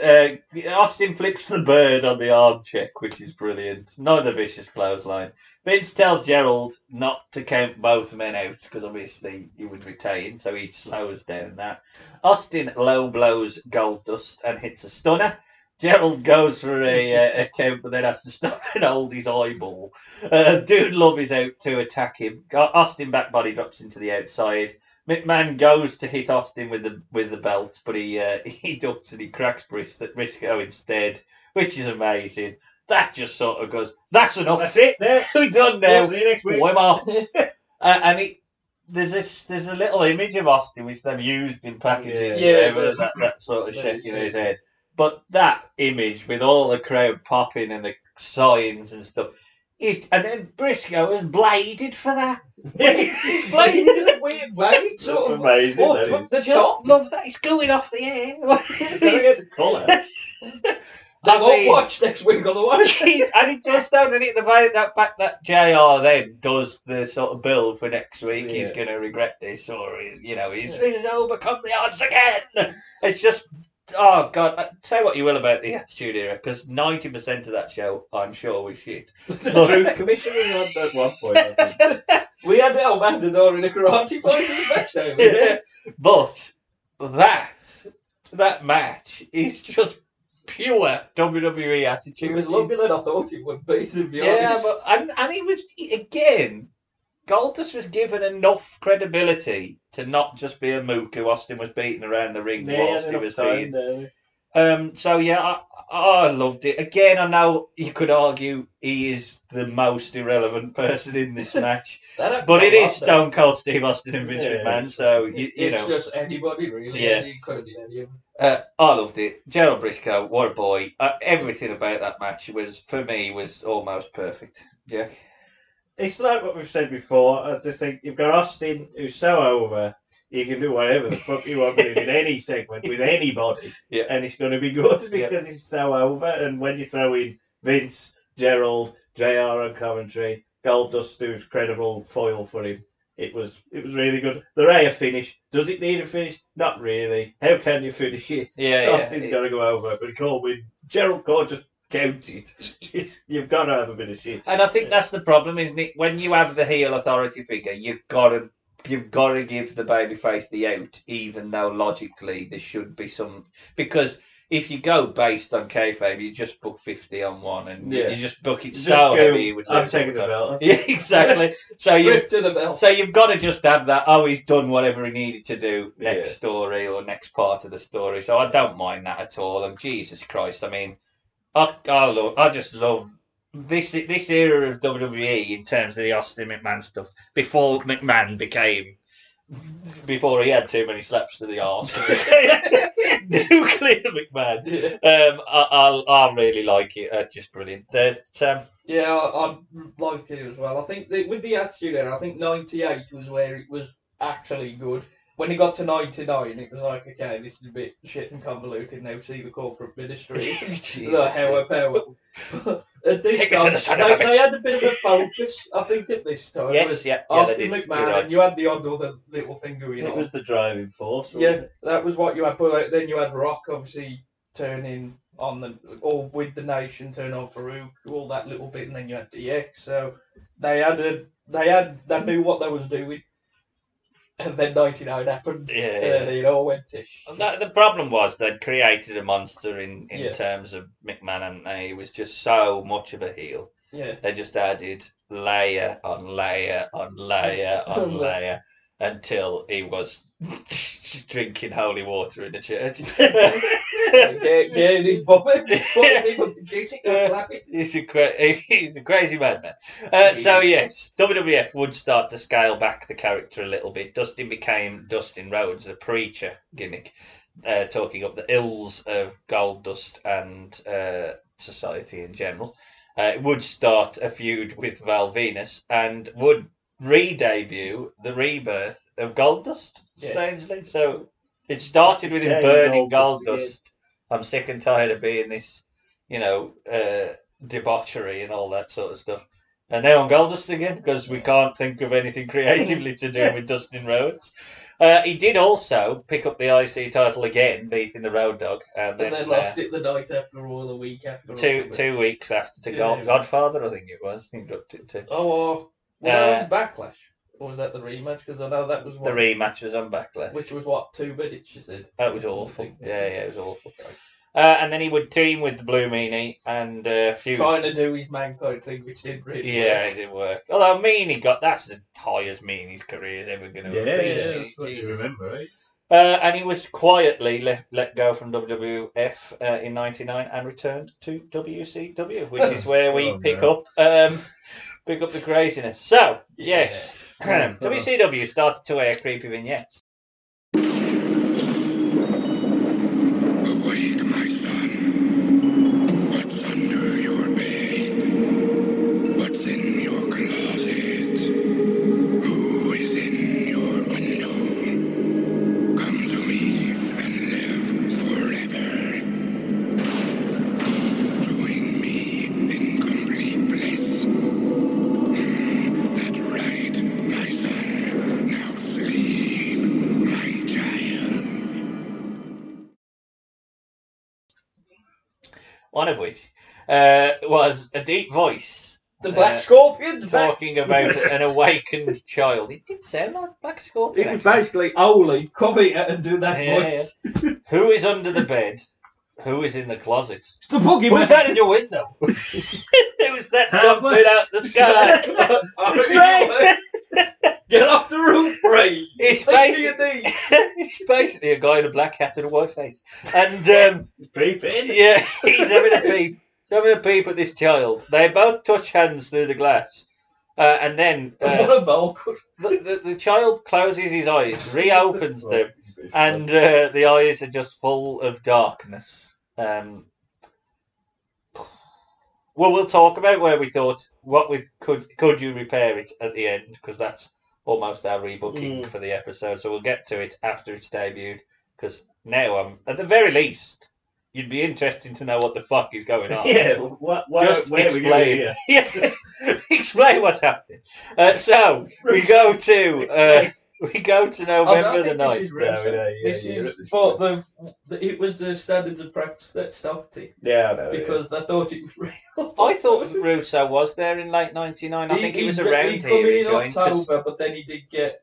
This is October. This is November, yeah. Because I don't know whether it was him. I don't know whether it was him who booked that, but he was definitely the one who ousted Dusty, because he joined when Dusty was still there, and by the time he debuted, as you know in the promo, he'd gone. So, oh right, so he must have been at the beginning. So I don't know whether Dusty was booking, but if that was Dusty's fucking idea of what Goldust. What the fuck, Dad? What are you doing? Anyway, Tony and Bobby are on the stick. You haven't forgiven me for the Rumble match, have you? Tony builds to the big Sting v Goldberg match, which is next, but also Goldberg's in a 4-way ladder match at the end of the show as well. Another one for the US. Yeah, confusing it. Tony's confused as we should be going to break as we hear "Fear Me, You Will," and Dustin Rhodes. Well, let's say Seven, the man in the hat, just floats to ring with a creepy theme. It does look quite cool. It's very interesting at the very least, but yeah, he floats over the ropes, which takes far too long, but he has to Yeah, levitate it looks slightly cool. a little It bit. looks cool when you get down the ramp, but then you've got to wait and he's slowly winched up. It's like Boris Johnson in it when he was He used to fucking shoot right Yeah, down. yeah. Can Can you imagine if you got halfway and they got stuck and then you just see him slowly tipping over, going upside down? Fear me. Move me! Release me. Drop him on his head. I mean, I will give credit to Tony and Bobby who do desperately try to make the most. Who's the other one who out of doesn't? it. No, it's only them two there. Oh, is it? Yeah, No, Larry just getting up No. waving. That's me, that is. That's me. But yeah, no, I did think they did their best to put it over. Unfortunately, one person who didn't put it over was Dustin Rhodes. Finally gets in the ring, takes the mic. Want everybody in here to take a good, long look at this crap I'm in. What? I left the World Wrestling Federations for gimmicks like this. All of you don't know I was Goldust, and Goldust sucked.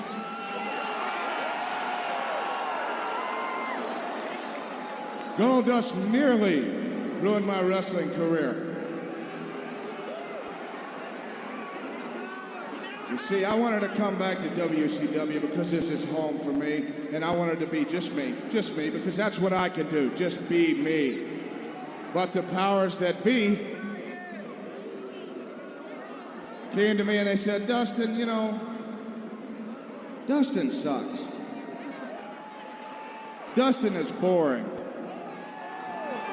So I stand before you, and oh, my new name is Seven, by the way, so they've dressed me up like Uncle Fester to play trick or treat all year long.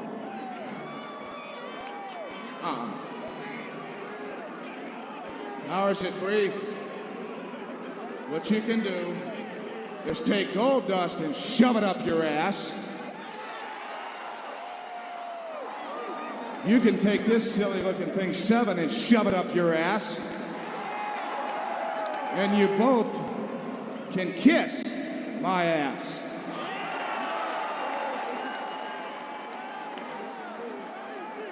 Now last week, my father called me, Dusty Rhodes.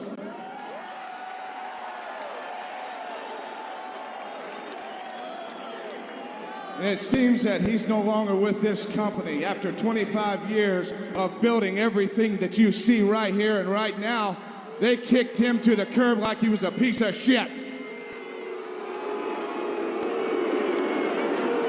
Well, powers that be, that doesn't cut the mustard, and now you got to deal with me because you disrespected my father, you disrespected the Rhodes name, and you disrespected me for the last damn time. You understand?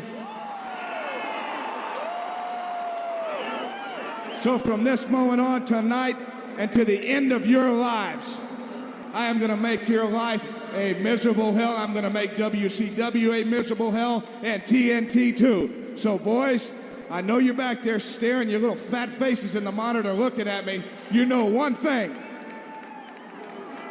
Tonight and forevermore, you will never, ever forget the name of Dustin Rhodes. I want everyone to look at this crap that I'm in right now. I left the WWF for this. He says, I left the WWF For gimmicks like this. gimmicks like this, gimmicks like Goldust, and Goldust sucked. No, he didn't. No, he We didn't. like Goldust. Mend your career, mate. He said he nearly killed his career. No, he didn't. And he says the powers that be. Why did I keep referring to That him was like a big thing at that Yeah, point. it was. wasn't It was actually Russo, but not on camera with Annoying. Rod It and was a Don as gimmick Pat word. and Gerald. Said As Dustin. Virgil as Shen. He said the powers that be said Dustin Rhodes sucks and is boring. He said, "Oh, I'm called Seven, by the way." That's my new name. Make sure you mention the gimmick. He said they dressed me up like Uncle Fester, and to put that point over, he takes the hat off. Yeah, and to be Just, fair, I mean, he does look like Uncle yeah. Fester. He tells them that they can take Seven and Goldust and shove them up their ass. What and did we? kiss We didn't his do ass. Goldust. Dusty gets a pop as Dustin puts over that Dusty has been kicked out like shit, and they leave the shit in. That gets booed. Dustin is angry at the disrespect. He warns the powers that be that they will never forget the name of Dustin Rhodes. You really did. Yeah, I did. But it makes me laugh that you hated Goldust so much that you kept that bit of his gimmick where he says that. But whatever. I took the catchphrase.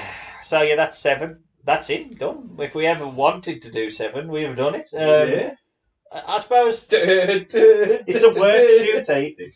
Yeah, it's because Yeah, obviously it's Russo got his hands on it. He said, you know what, just shit all over it. Well, I'm assuming therefore that Russo didn't get involved in the actual creativity at the very start. Do you think it could have worked? I suppose this is more of a wider question around rebooking. Not with that first Not with that. It couldn't work after that. No, Well, that's still not the promo. 7 after. I went the vignette. They do have 7 after. I know, yeah, with Jeff Jeff Jarrett. Jarrett comes out dressed as What is this? with a guitar. So in case you don't realise. What is he? I mean, he floats and he turns children's eyes black, so he brings darkness to the. What? Is he just the fucking person in Chitty Chitty Bang Bang, the child catcher? Is that what he is? Well, I'm wondering. I think why has he got a white head? based off. Is it Jeepers Creepers or something? Yeah. Character in that. I'm wondering if What is there's that? an element though of what. There's no children who wrestle. No, Who is he fight? but He's gonna remember. fight Bam Bam in a shirt. Yeah, It's, I suppose the problem is that Thank God he come back and fight Bam Bam again. you have to You again. establish a character without giving away where you want the character to go, and I think they've gone all in because I think if you think of Bray Wyatt when he had the kid that was screaming towards Cena and stuff like that when they were Cena, Yeah, with a sheep mask. because it was all about the cult of Bray Wyatt. They'd established he was a cult leader before they got to that. Yeah, If Bray Wyatt debuted with a load of kids and stuff, you'd have felt like you've gone from 1 to 100 straight away. And I think that was the problem. Is that I think the point, if I'm desperately trying to rebook it, the point that I think they were trying to get across is that he's unleashing his evil to the innocent, and the innocent to the children, and he's an evil character. I can get behind that idea, but there's better ways in which you've got to debut. What is his evil? What is his purpose? What is he? What's his name? What's he doing? Who is he? 7, by the way. What is his name? 7? Well, maybe that was to do with the sins. When was again, the film? Oh yeah. So you've When got did the 7 film come out? it was slightly earlier than this, so Somebody's watched because that, I'm sure there was an issue around that as well, being allowed copyright of the name 7. It's Yeah, a number. 'cause I think It's not yeah. copyright a number. Well, I think they spelled it 7, but With instead a of 7 the in V, the it was B. the 7. And you They can't did do that. WCW did that as well. Yeah. How did they? That was what they were going to debut. But I think that, What's his name? Morgan Freeman come out and went, no, especially because he's What's so in the box? intrinsically linked to his father, and there's that saying, the sins of the father. You've got that, then you've got the sins link. So I would have got. Well, this is my point. So if I was rebooking it, I think I would have gone more towards him being a real evil person who's going to unleash all sin onto. Will you have a rat? Not have a rat, no vice in sight. But I would have really struggled if we'd have done a rebooking. I would have struggled. It would have been hard, especially with the roster as well. I mean, it's who's he unleashing shame on? Freaking Virgil. Oh, the next thing is Kevin Nash dressed as a genie. He's doing like he mentions Dustin taking over and he does the. It's so fucking amazing. Yeah, I think either like He's being the talk world's show, greatest manager. Eh? Yeah, he's the so Grand it's the Wizard. Grand Wizard. Scott all fights fucking Lash LaRue earlier on. Yeah. That was amazing. But the whole fact show that we was went fucking for mental. Kevin Nash took more more than I think of it. But I think that's the biggest problem is that an over the top character for a mid to lower card at best person, because that's as best as he would have gone in at. In this roster, it don't fit the direction the company was in. I know it was a bit fucked up anyway. Who was he going to fight with Hogan? I mean, no one was. I've got a slab in Goldust fit in '95 and that because there was a lot of gimmicks, so it fit. Whereas here, 7, whatever he is, Or he would, I think he would have. And he's got Lash LaRue and Bobby Blaze and all that. Oh, that's what I mean. I think if there was a lot more of a traditional sort of wrestling style in WCW at the time, if you'd have brought him in as the over top character, then it would have been okay. Much the same way as Goldust was in '95, because he was coming into a roster that was predominantly wrestlers. I know you got Taker, but most of them was wrestlers. Yeah. That was why Mankind worked so well, and you just smattered in this colour whilst you had a steady wrestling card. This was a car crash TV show, and you're basically just debuting another confusing character into this mess of a show anyway, and then going, we'll get that over. Well, I mean, I don't really understand, and I think maybe he could have played off Sting, possibly the darkness element of it and stuff. I just don't. I don't know how I would have. If I was rebooking it, I think I'd have focused on the 7 sins. I'd have focused on the sins of the father, and I'd have focused on putting him with characters that were over the top. And It's got to be Sting. Vampiro. That's Well, about it. Vampiro was a face warrior around this time. Yeah, I think he was starting to. So that's probably where you could have gone. But other than that, I don't think it could have lasted very long. No, it's a gimmick that's going to have 2 or 3 years legs in it, is it? No, I think you'd have to. Maybe if you made it like a dark alter ego for Dustin, have Dustin come out and then have him go mad and become this. Well, I think that way I think as well. we could argue. We will later. Another company tried that. Good. So we move forward. So what did they do to rectify the problem that they now had?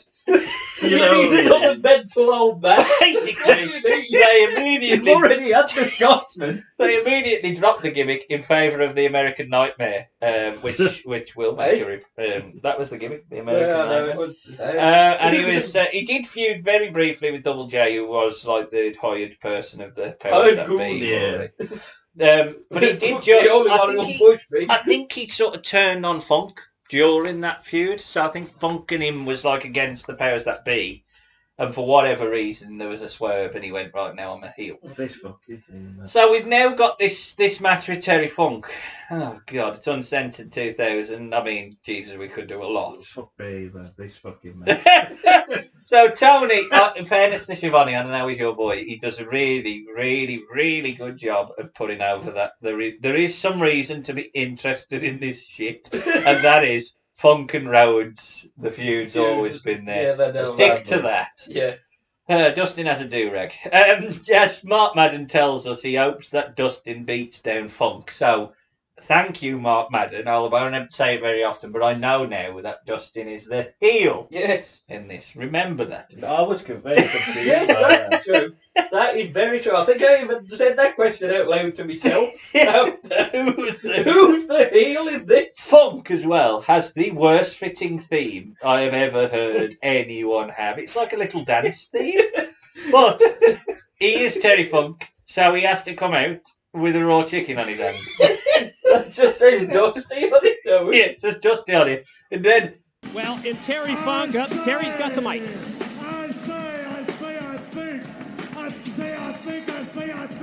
I see a chicken in the ring.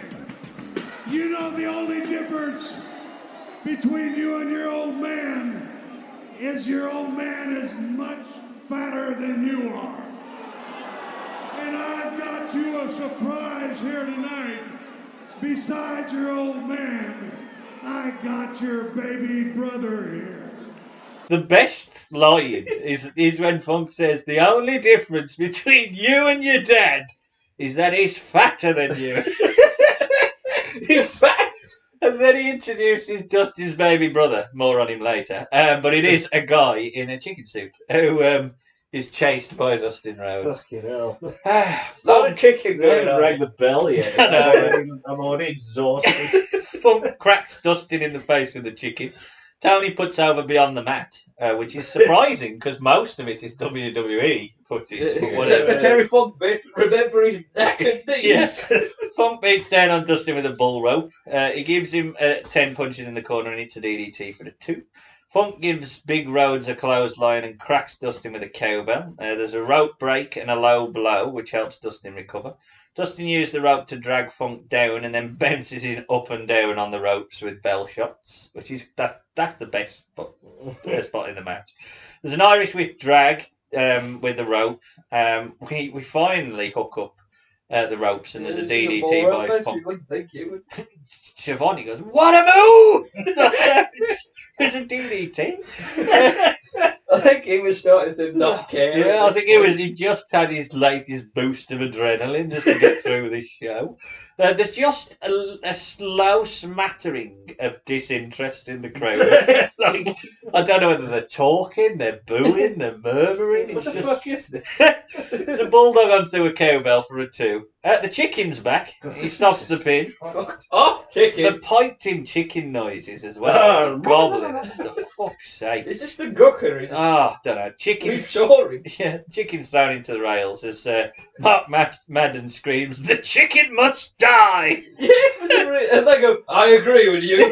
Kill the chicken. Oh, Jesus. What's the chicken I know, Rogue. Dustin is crotched on the ropes and bounces his balls first on it.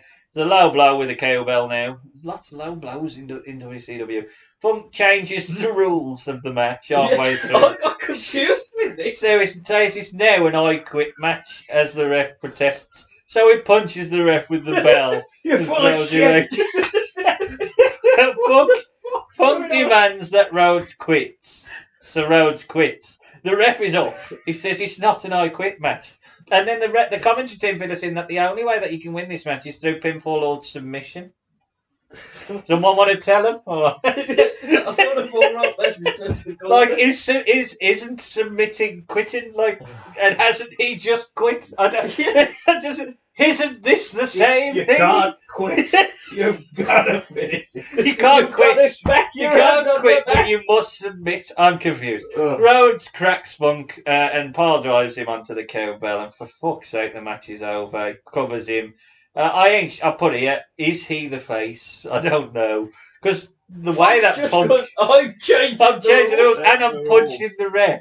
And for some reason, that makes him a face. Rhodes takes the microphone, tells Funk to get up. So Funk does. Rhodes runs off. That's basically it. Oh, God.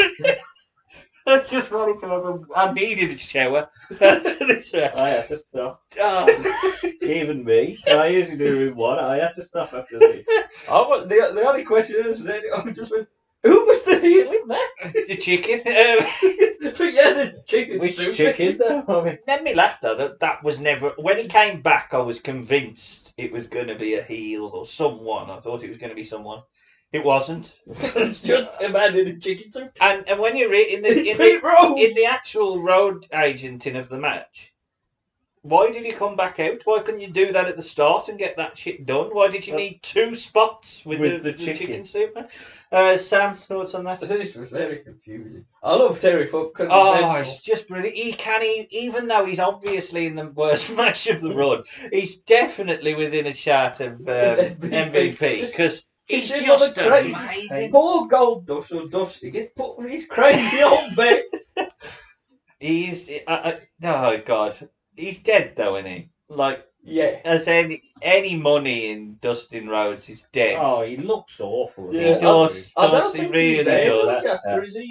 Yeah, around for the new blood stuff, is he? I think He he's gets gone, to... He does some stuff with Jarrett again, though, with Dusty. Oh, later on, Yeah, and Dusty's then ass and all this. Oh, crap. and Which we've seen Bart on Simpson, Greed. Ric Flair, right? Yeah. With his spiky hair. Yeah, we watched where that, it started to actually get a bit more sense, it was. Yeah, And then that, Vince brought him. at And that then point, Vince just I went, think, I am an animal. at that point, I think that was probably as good as they used him in his run. But and he was just shoved in this hardcore division, if you want to call it Yeah. that, in WCW. It could have been worse, it could have been Brian Knobs with you.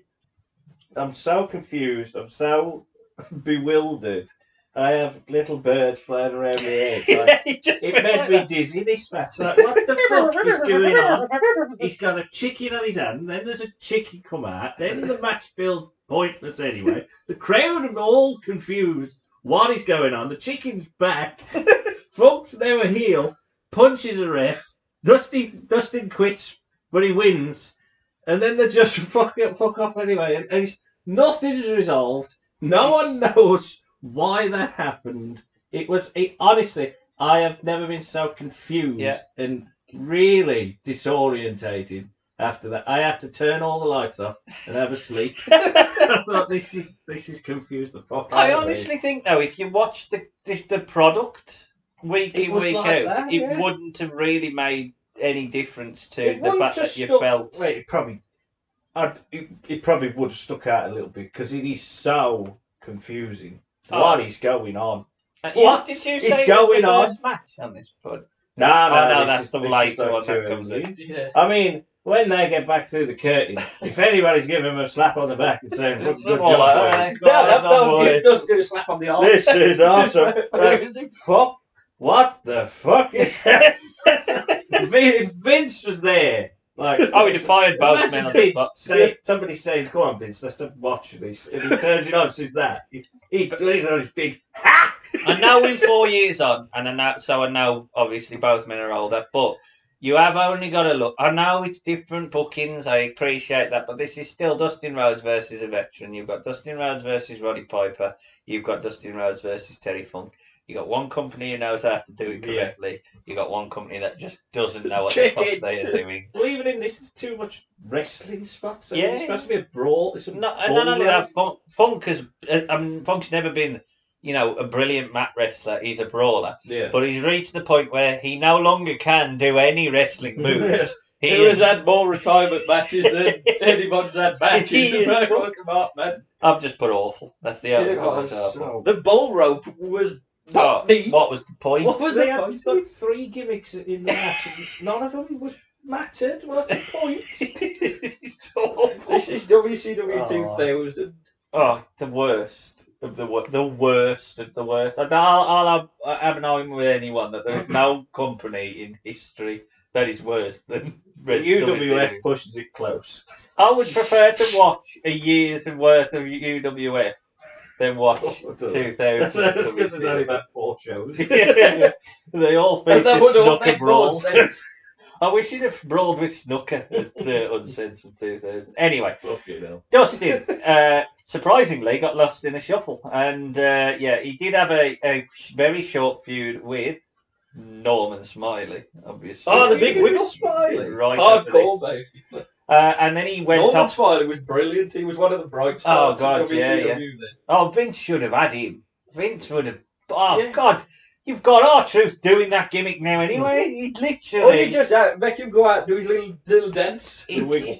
How he wasn't in WWE, Norman Smiley, he missed an I opportunity. don't know. Mainly because he looked at him and thought, well, he looks 73. And Why are you in the drip? Under the boardwalk. He's a bit of a skinny man as well. Yeah. But anyway, he then just sort of disappeared off TV for a while. And then he was reintroduced into the feud between Dusty and Ric Flair and Double J randomly, which sort of saw him out. And you can see that in our archives, which was WCW Greed. Remember that pay-per-view? Yeah. It So, must okay. be green. Is that where the match of the night was, the Kwee-Wee match at the start? Against really Audio Jason. Mine was the cruiserweight tag match. I mean, No, it was pretty cack, wasn't it? It was a bit, but you can tell where there was going. It was They better had the than Magnificent Seven. They'd calmed it down. They calmed calmed it the down. toilet was still flushing. Let's put it that way. There was still the smell, but a little bit of air There's freshener. still some shit left.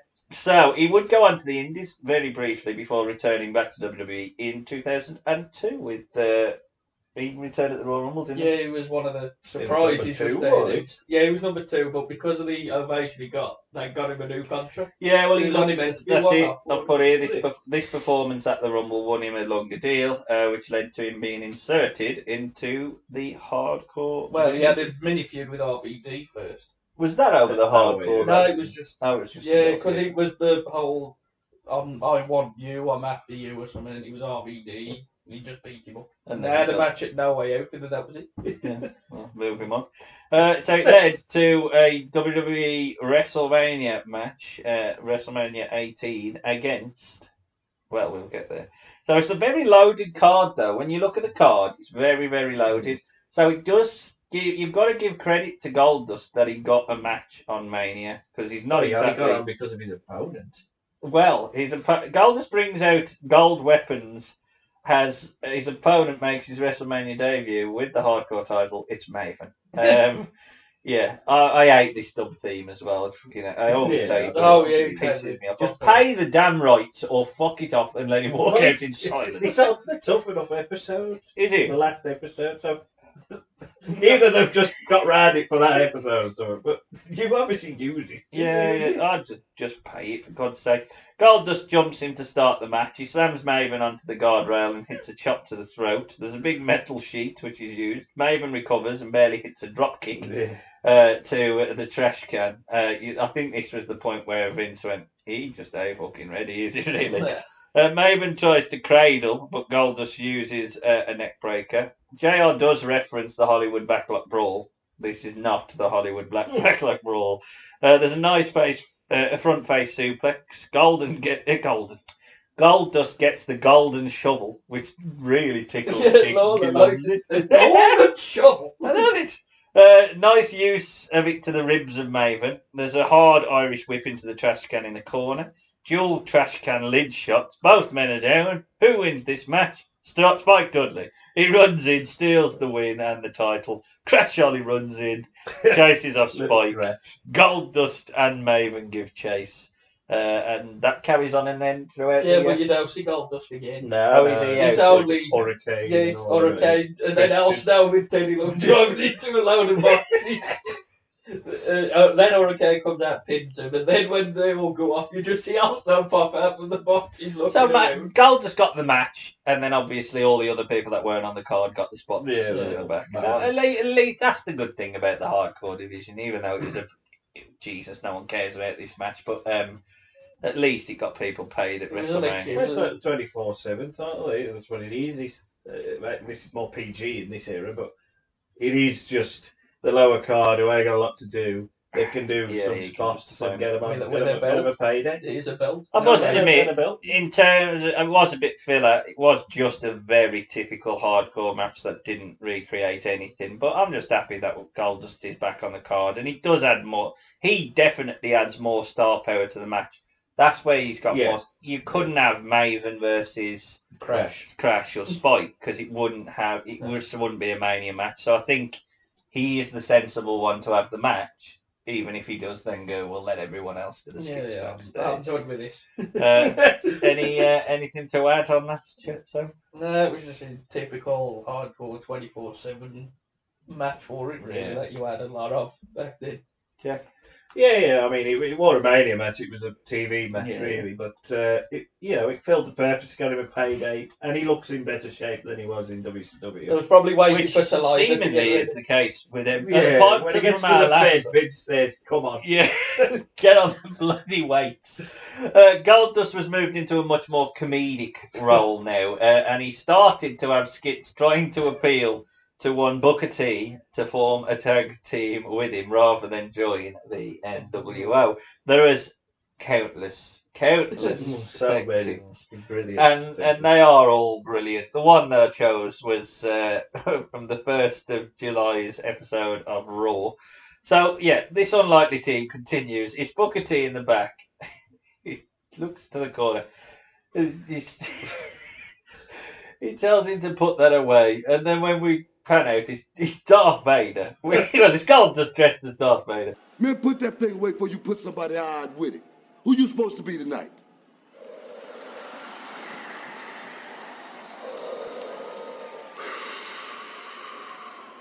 Booker, the Force is strong with you, but you are not a Jedi yet. Look, man, I don't know what the hell you talking about, but I ain't no Star Wars geek.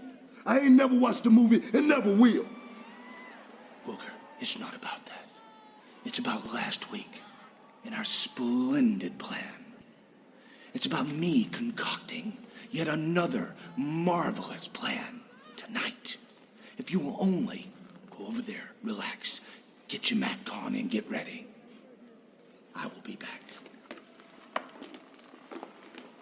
Let me see that. What?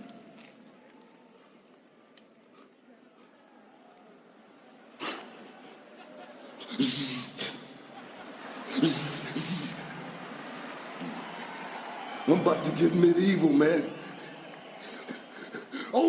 But Kenobi, it don't matter whether you're a stormtrooper or the NWO, your ass is about to get waxed by the 5-time Master Jedi Champion. Now can you dig that? Sucker!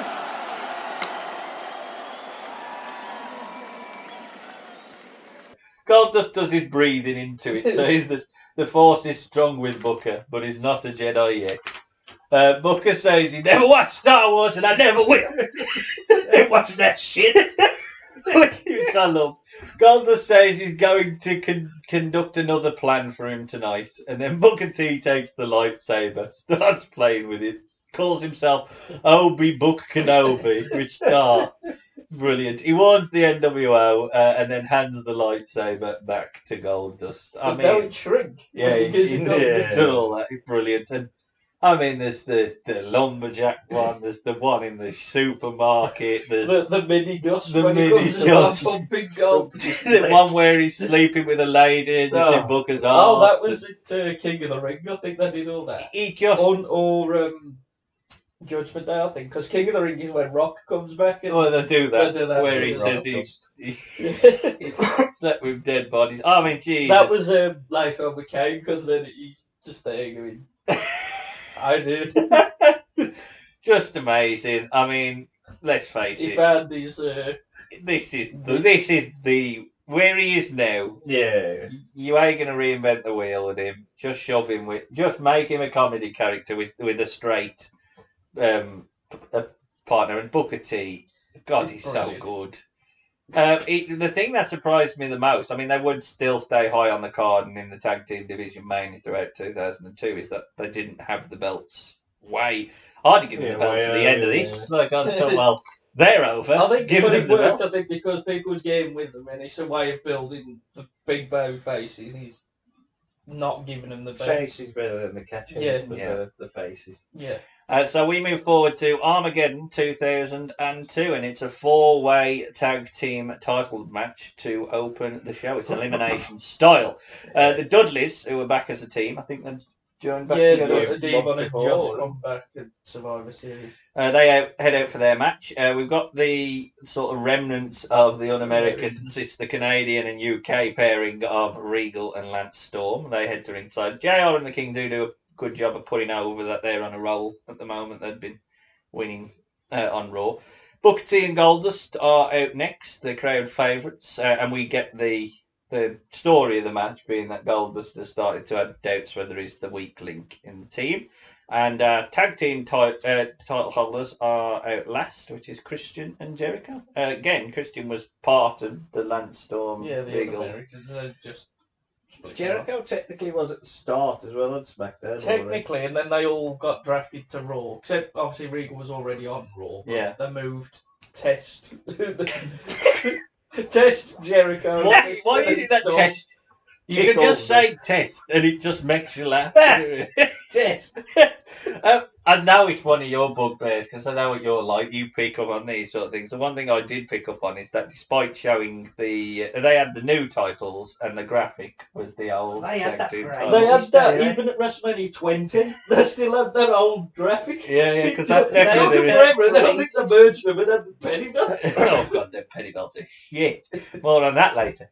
It's elimination rules, and we're told the Dudleys will start off with Regal or Storm.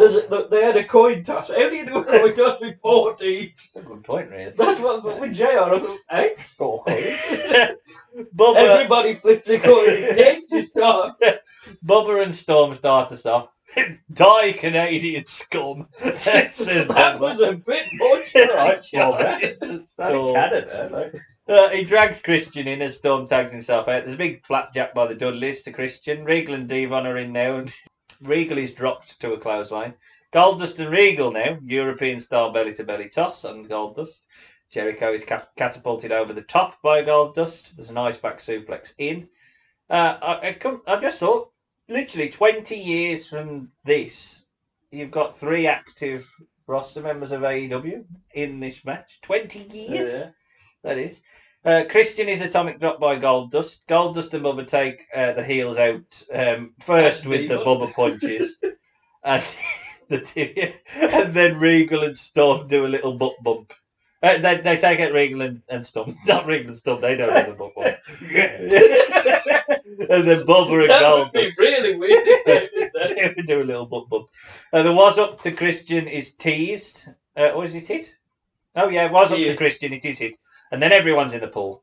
Regal blind tags himself in, so the Dudleys missed this. They hit the 3D.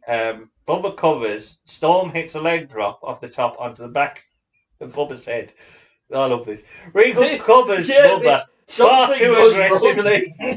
He aggressively tries to pull the tights to the point where he rolls Bubba onto the top of him. JR has no idea what's going on. No, he kicked out. No, he's gone. I don't know. So yeah, Regal covers again and wins. Goldust immediately hits a scoop slam on Regal, and they're out as well. I think there was a proper fuck up, because I even think Bubba was like getting pissed off. I don't. Well, yeah, I think he literally just pulled him too hard. Damn, Regal. He's a big man. Yeah. We go straight down to a straight tag team match now. So it's Goldust and Jericho, where they go at it till Booker T gets his first tag into the match. There's a nice side kick by Booker. Nice teamwork as Booker. As Goldust holds Jericho for a split scissors kick by Booker. Christian recovers and tags himself in. Goldust crashes and burns on the outside, and Jericho is throws him into the steel steps. Sky box office gets some love, obviously. Yeah. We love the Sky box Big office. Vinfanu. Where's that? Goldust is isolated by Christian and Jericho. Jericho does his shuffle and punches. I mean, he's such a heel, isn't he? But he eats a clothesline. Goldust desperately tries to get the fans to rally, but can't make the hot tag. Goldust is stomped down. He fights out to the corner and hits a razor choke slam on Christian, which he obviously learnt back in '96. Goldust can't initially reach, but Donkey kicks his way to make the hot tag. Booker brings the heat. Vicious thrust kick. Roll up for a 2. Sleeper star slam slows Booker, and Jericho tries to get the walls in. He rolls it up for a 2, but he does now lock in the walls. Jericho suggests that he's tapping as Goldust hits a big bulldog. Goldust dives on to the top rope and crotches Christian.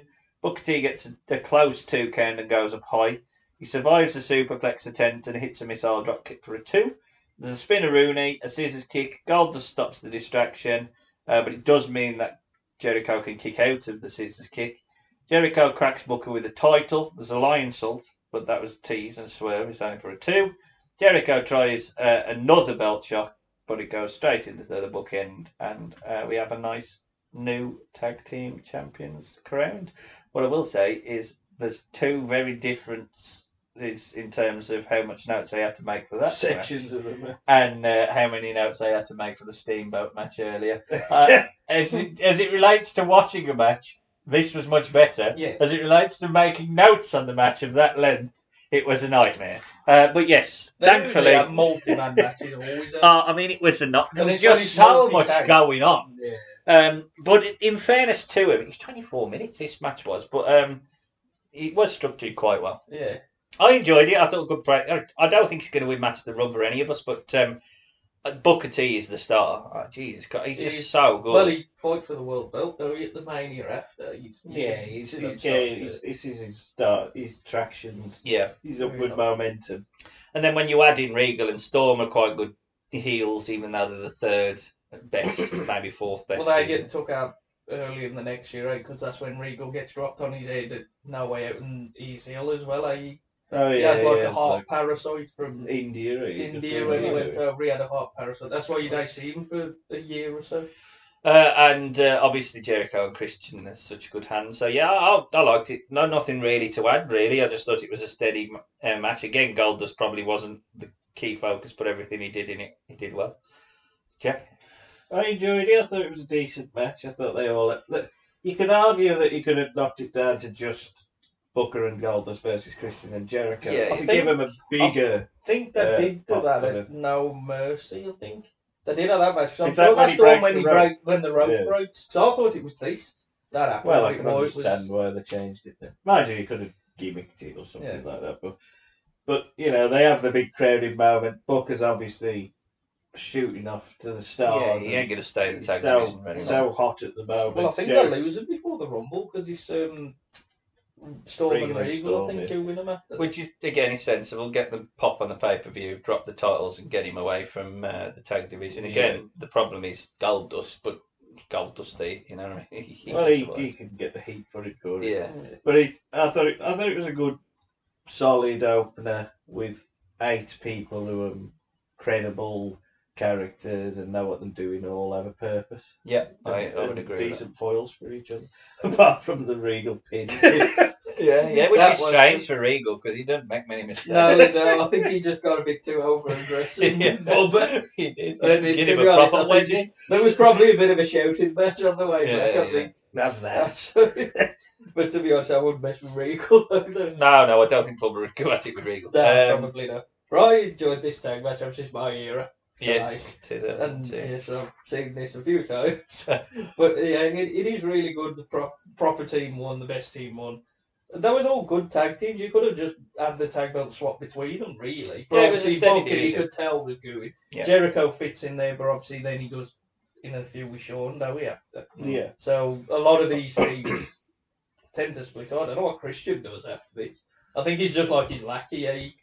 Well, I mean, all of these, there's a couple of all the famous anyway, isn't there? I mean, Regal hasn't got there yet, but they're all. in Booker T. Is Christian not a Hall of Fame yet? No, he's the only one that ain't got it. I mean, all of them probably will.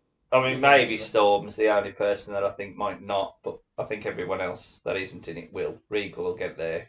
Jericho and Christian definitely will get there. Goldust will definitely get there. It's So. just when AEW, when they go, When they all AEW, fuck off from AEW. Yeah, exactly. For a bit. Yeah. So Goldust was quietly released at in late 2003 and joined TNA. after he'd done his little Oh, electrocution yeah, gimmick. Yeah, We saw a bit of him in TNA. we did. So he did. He wrestled as Dustin Rhodes, which was a rough Texan. Did have short feuds with Kid Cash and then Bobby Roode, which Team Canada or yeah. Which we did see. Oh, He would pop back to WWE in the strangest way, though, when he was brought back with he was brought back with Jonathan Coachman. Oh, Vader. Vader. With Vader Oh. as part of what was going to be against Austin and Which ended up Austin being was gonna be- Batista. because Austin Day wanted And to- obviously, I've left that out for reasons. For the fall. But then though he bugger off for a bit, then he comes back in the Rumble. Which Yeah, is yeah, so always, we need a Rumble spot. Let's go, So he just kept coming back and not really He stayed staying. in, like 2006 for a little bit, and then he And then went- left again. Left again. So he headed back to the Indies, and in 2007, I had to have this match. I just couldn't believe it. I couldn't believe it.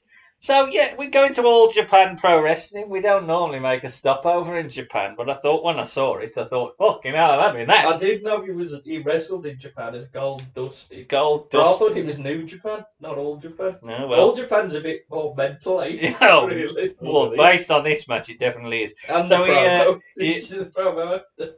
Yeah. No, With I got Butter and Tajiri. Oh, I did. Yeah. I did. Don't say nothing. It's amazing. There's a line in it that That don't make sense. it always go The down. butter line. Yeah, it always go down in wrestling history. So yeah, we get the entrances as Goldust theme plays. Goldustin is on the way to the ring. So they just didn't give a shit about copyright. What are you going to Well, do? even his gear just says gold dust Yeah, on the yeah. back. All he did was paint on his patch. He basically does not try to hide the fact that this is Goldust. I'll tell you what though, he's put him in a timber on it every 5 years. Yeah. hasn't he? He's had a rough few years. Yeah, he's been eating a few McDonald's burgers here. He's got a goatee as well. Mutter has decided to become Jason X in his mask, and he heads out. I mean, for their age, though, Mutter and Hakushi, I mean, all of them are. Hakushi, Jesus Christ. He's a beefy old boy, isn't he? I don't think it was called That's Hakushi amazing. in Japan. I thought it It was was. Jinsei. That was his name. But he was called. Jinsei But I know it was Sensei. Hakushi WF, but I thought in Japan they called him something else, so I was confused when they called him Hakushi. So Well- basically, this is WWF featuring Mutter. I love it. I mean, look at it. Look at that. Look at him. Tajiri and Mutter.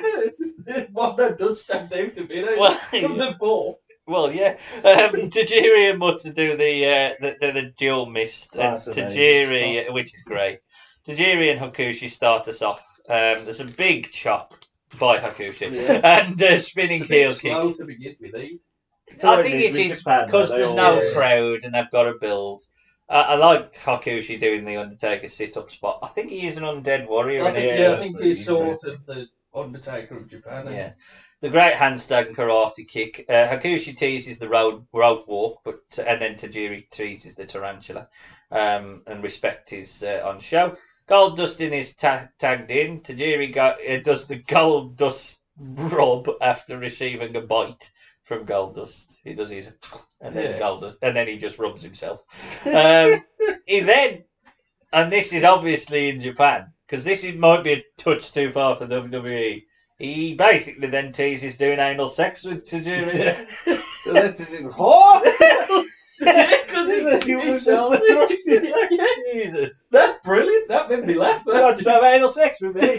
Come on, Mutter. Mutter ain't doing that. Grandad Mutter is in to sort this shit out. Shattered dreams to Mutter gets a polite clap. 5 minutes in, Mutter gets his... Oh, this is a weird toolbox. Just gets his toolbox under the ring and then he just leaves it and is thrown away. The sandwiches in there. No. Mutter and Goldust roll around for a bit and Taj gives Goldust a spanking. Shouldn't do that. No. We know that. Power up. Goldust... Goldie is a very much bigger man than when we last seen him.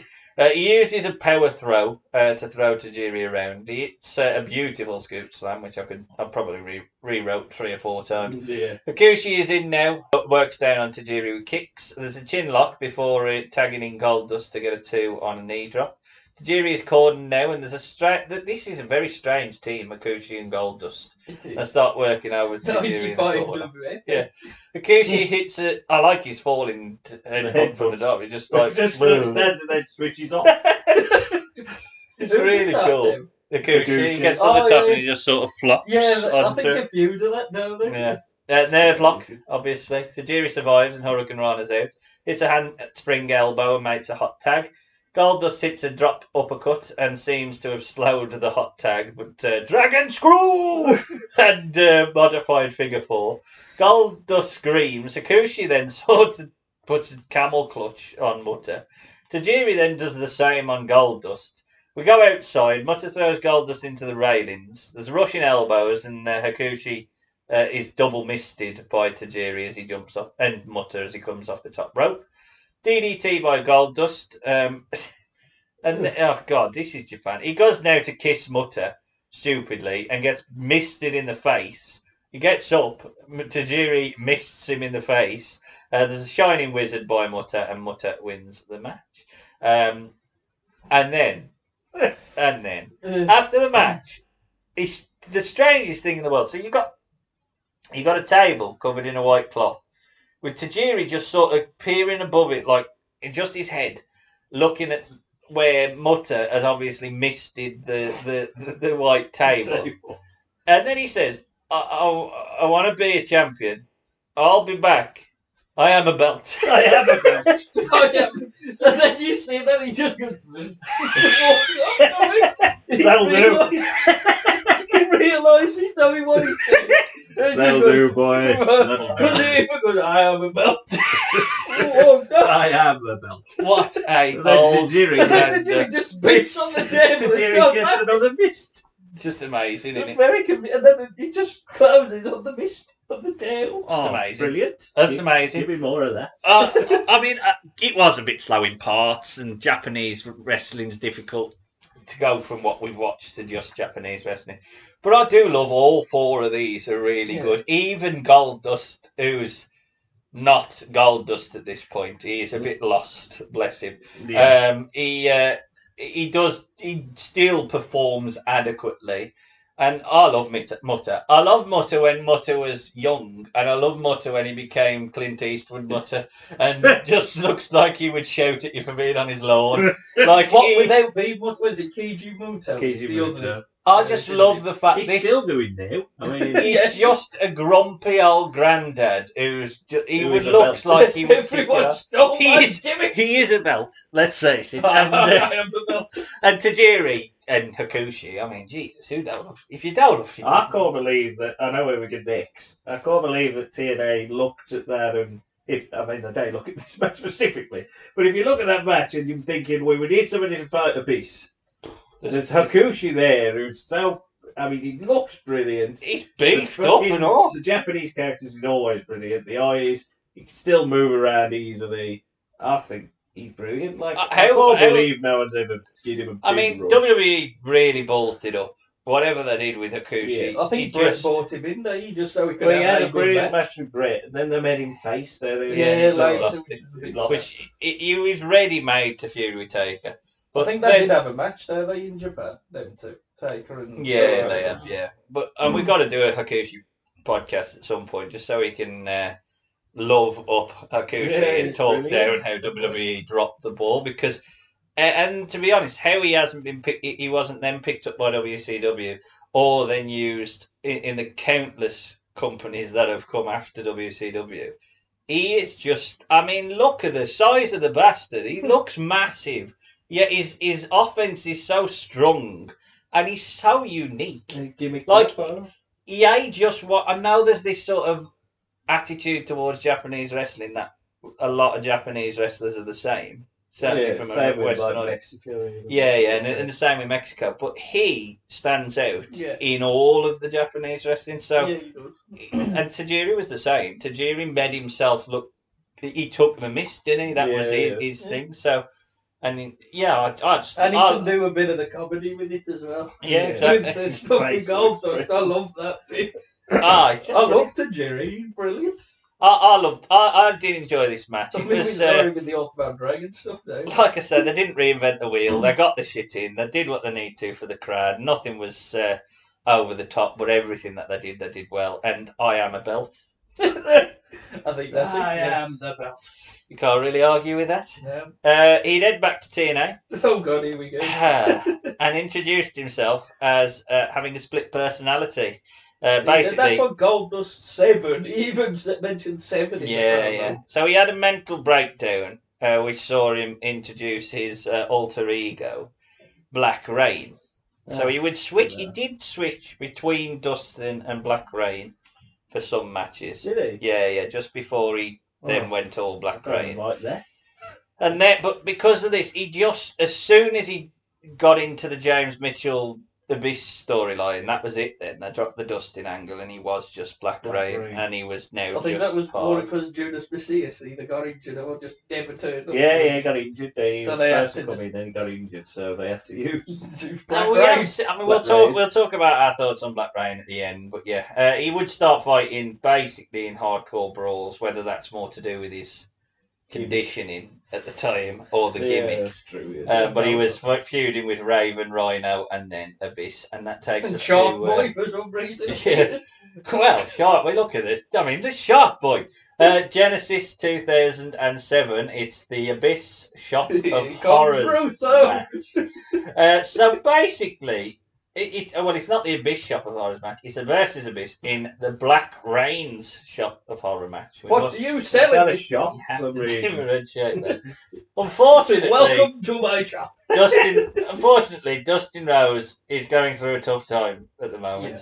Yeah. He appears from behind what looks like a shop front or something. Is the head?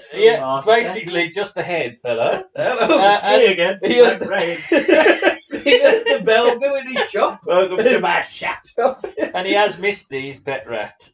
Misty the Arctic Fox, which is a rat. No, I don't know. Why? Because it's an Arctic Fox. Yeah, Misty the Arctic Fox. And it's a rat. Is that what it's called? That was what he called it, yeah, that's what he called it, but it was a rat.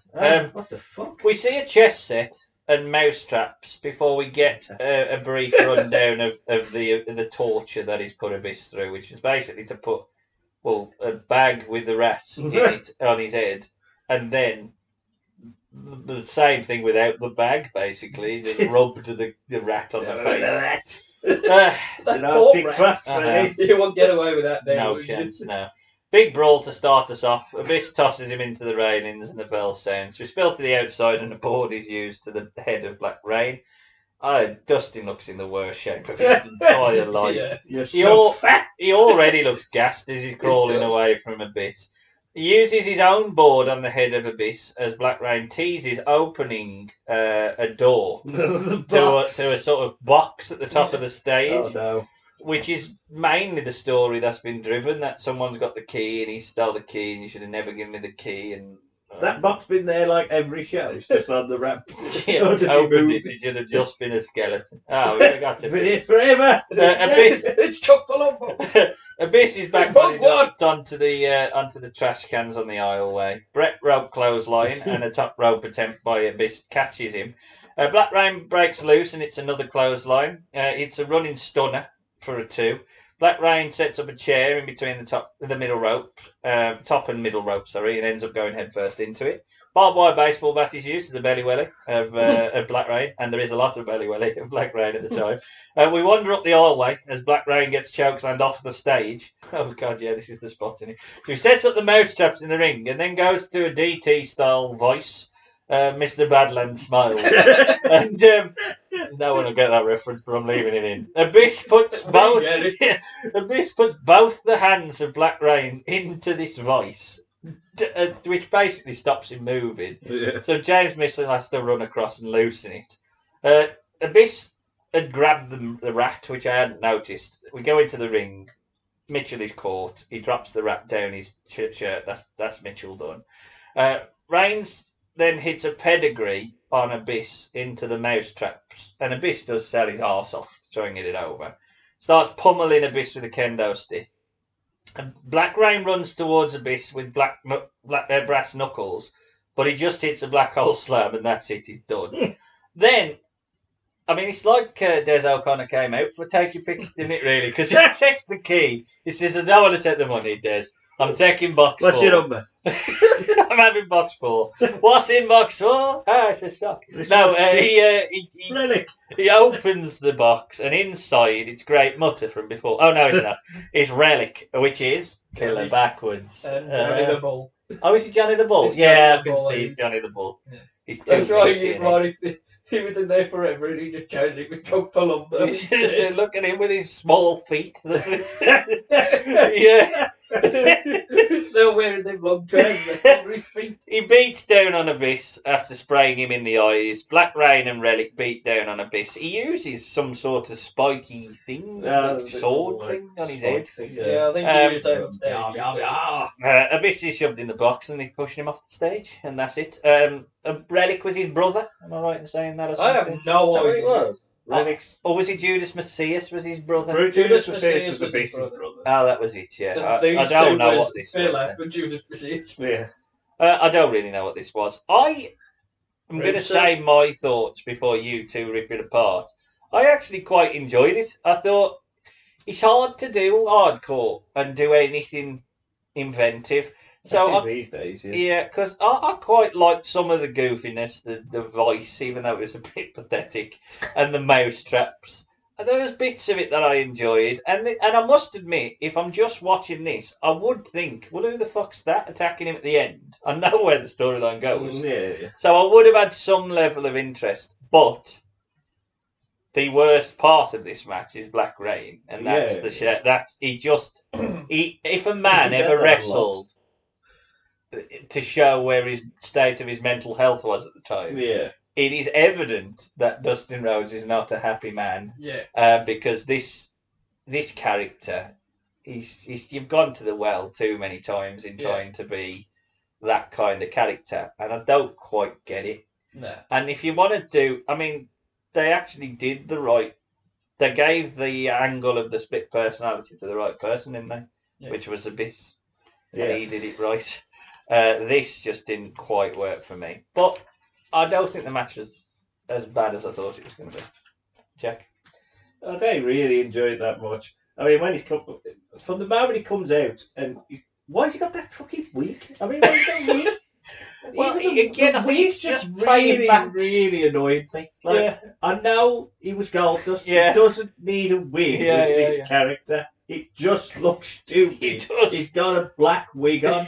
What is dark and demented about him wearing a black wig? But anyway, It's a fair point. then we get in the shop and we have a fight. And the fight is okay. It ain't too bad. It doesn't offend me that much. There ain't loads of good or bad. I don't really get the why have you gone up the ramp and chokeslammed him off and then come back? I thought that was a bit pointless. Once they'd done that spot, that was the thing that annoyed me. And it happens too many times where if you don't strengthen that spot, what can you possibly do without like electrocuting someone? Well, it's a bit like, well, what? Why did you do that? Yeah, because then to bring then he just sort of crawls back down and then puts him in a vice. It's like, well, why did we do that? That's pointless. I could have done with that. You know, I love Don West. So I ain't gonna say anything more about Don West. Are you kidding me? You're kidding me? Mousetrap. But I don't mind the mousetrap bit. I don't. You made me want to buy a mousetrap. I don't like the game. Don West. I don't like the rat down the shirt. I don't really. No, they shouldn't. The rat thing. James Mitchell, for fuck's sake. He ain't gonna be afraid of it. I don't like the rat thing. He just eats it. But Jesus, look at To be the fair, state of that man. And it shouldn't open the show in my eyes. But no. Apart from, it's difficult with Abyss because he's like Taker in the sense that you do need another monster, and Black Raid is a gimmick that can go against Abyss. But I think it's more the story and the storyline that's a bit flat for me. Then I think they tried to do some new things, but it was okay. But I ain't gonna remember it. Sam, it's just the fact. I think because at this time in TNA, you had a lot of these kind of matches, the gimmick on top of gimmick on top of gimmick. Yeah, that's right. So it was just overkill. If this was the only story that had these kind, then it would have stood out and been okay. Obviously, Black Rain's health notwithstanding. Yeah. But, it's just that with Abyss, it just seems like every pay-per-view, every show, he had some sort of hardcore match. Monster's Ball, what's that any different to this? Mousetrap and a voice, that's it, really. Well, that's the problem, innit? When you start insulting the audience by creating matches that just are the same match. Yeah. How many different ways can you call a hardcore match it's too, and it didn't reinvent the wheel. There was nothing new. There was nothing new that they learned from this. I think with Abyss, though, he probably suffers from just being a big old bastard, doesn't he? I mean, I think what he tried to do with the gimmick, it worked, but it was too much of a mesh of Taker, Kane and Mankind all together. Because obviously you got the Taker stuff as in the monster, the Kane bit with the mask and the bit with James, which was like Paul Bearer, and then you've got a brother, which is like Taker. But then he went too much to the hardcore. Not only that, though, the reason Taker was allowed to breathe as a character is because back then there was 4 pay-per-views and a load of squash matches, so you never overexposed Taker. Then Kane, it was built with a prolonged storyline without seeing him. And even then, he was sort of periodical in terms of his build. With Abyss, I just think it was overexposed from the moment it started to get over. At the start of TNA, when he was, the monsters and stuff. He was on the show all the time, beating up all the... Well, once you've done that, what do you then do? So, and he already won the world belt at this point. I think he'd already been champ. Yeah. And I think that's the problem with this Black Rain storyline is that what are you telling us that's new? It's another man who wants to take out the monster. It's another person who wants to have that hardcore. We've seen it with Rhino, we've seen it with Raven, we've seen it with... You could go through everyone. And then you got Sting coming up at you. It's just like, how many different ways are we going to tell the same story? And the Black Rain character, I don't necessarily think it works, because again, you're telling the same story. We know that Dustin Rhodes has this alter ego, which is Goldust. Yeah. So now it's the dark version of Goldust, like which was 7. Which was set. It's like I'm struggling to know where to go. And I know he's probably right in what he said in the 7 promo. Dustin Rhodes isn't massively marketable, but I ain't quite sure this is like. No. What is it? Like the rat. It's just trying to make a gimmick for the sake of making a gimmick. It's just they really work. I think if you look at the way Bray Wyatt did it, and the theme's awful. Oh, it's awful. If you look at the way Bray, because the split personality can work. Because I wrote it with South Park wrestlers back in the day. You see, when I had skits, so I know that it can work. You can definitely have the split personality thing, but you've got to be more creative than to just say my split personality is a man who wears a wig and a bin bag. It's like you're just not telling us anything new. At least with Bray Wyatt, it was the school kids show thing, and then like, fucking hell, what the fuck is this? This is Dustin Rhodes, who we know, and then basically Dark Goldust. You know, it is. It's just Goldust, but grey. And exactly grey scale. Grey. Just turn the contrast off. Yeah. So I don't. And if you again a red. And if you're just basically saying when he turns into that black grain, what happens? He loses a match to a black old sled. Yeah. Welcome to my shop. Shopkeeper. So the question remains: how would you have even tried to save this? I mean, no, there's no saving. He's dead on arrival. I think where he was as well at the time in his own personal life doesn't help it. No. But I don't think he's a great, even in TNA as well. It just don't feel like a TNA gimmick. I think I would have made. He should have gone away. I think. Yeah, well, he could have done with that, but I think if he's on the payroll for TNA, I think I wouldn't have had him wrestle. I'd have had him. You could have potentially put him as the opposite or a foil for James Mitchell. So maybe if a more face version of that character, or even a more demonic version of James Mitchell, it's someone who will go further than James Mitchell would, or even have him as the leader of a faction. Potentially, but I cannot get behind him just going into hardcore brawls. If you have him as a faction leader, at least you can surround him with people who can work for him, and he ain't got to do anything. And he can talk, and he can get across. He's seasoned enough to be able to get across the message of a story. You've got to change the look as well. The look's awful. I've never known a character look so bad as this. It is terrible. What is this look like? You just in a bin bag with some grey bits on, dots of red. I think and that's you've got actually your double face chin. when you look at it. It's Is that his face? It's like a face it or looks something shit. when you look at it. Then he's got his double chin and he's got a beard as well, which don't help. Yeah, he looks like a man who really needs a bit of help. Yeah, he probably did. It's like somebody just needs to give. Come on. Yeah. Let's look after you. Let's not wrestle for a while. Let's sort you out. So, he would start to team and support the Relic character in this storyline with Abyss before quietly leaving the company in 2008. He was brought back in 2008 to WWE in the Cyber Sunday pay-per-view as an option for... Honky Piper. And he actually... Another crazy old man. He stayed on the payroll pretty much until 2019. He did have sort of like 8 or 9 months out in 2012. I think he was released. He basically was used comedy skits backstage, strange bedfellows tag teams. So he had the tag team with Snitsky. Cody's in the Rumble. Here comes Goldust. But he would sort of stay within the company, and then when he came back after being released in 2012, he was inserted into a feud. That I think Cody had problems with the Authority. Yeah, and I think he'd been fired. Was that brought about because they whacked Dusty in the face?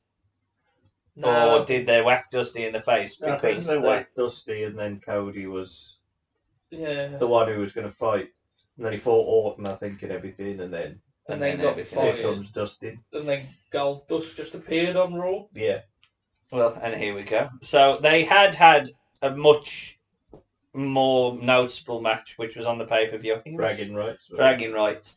Where they'd saved the jobs. Battleground. Battleground. Me. Which was brilliant. But it wasn't for the tag team title. I always thought it was. Yeah, that's why I got confused. I would have picked that if that was the case.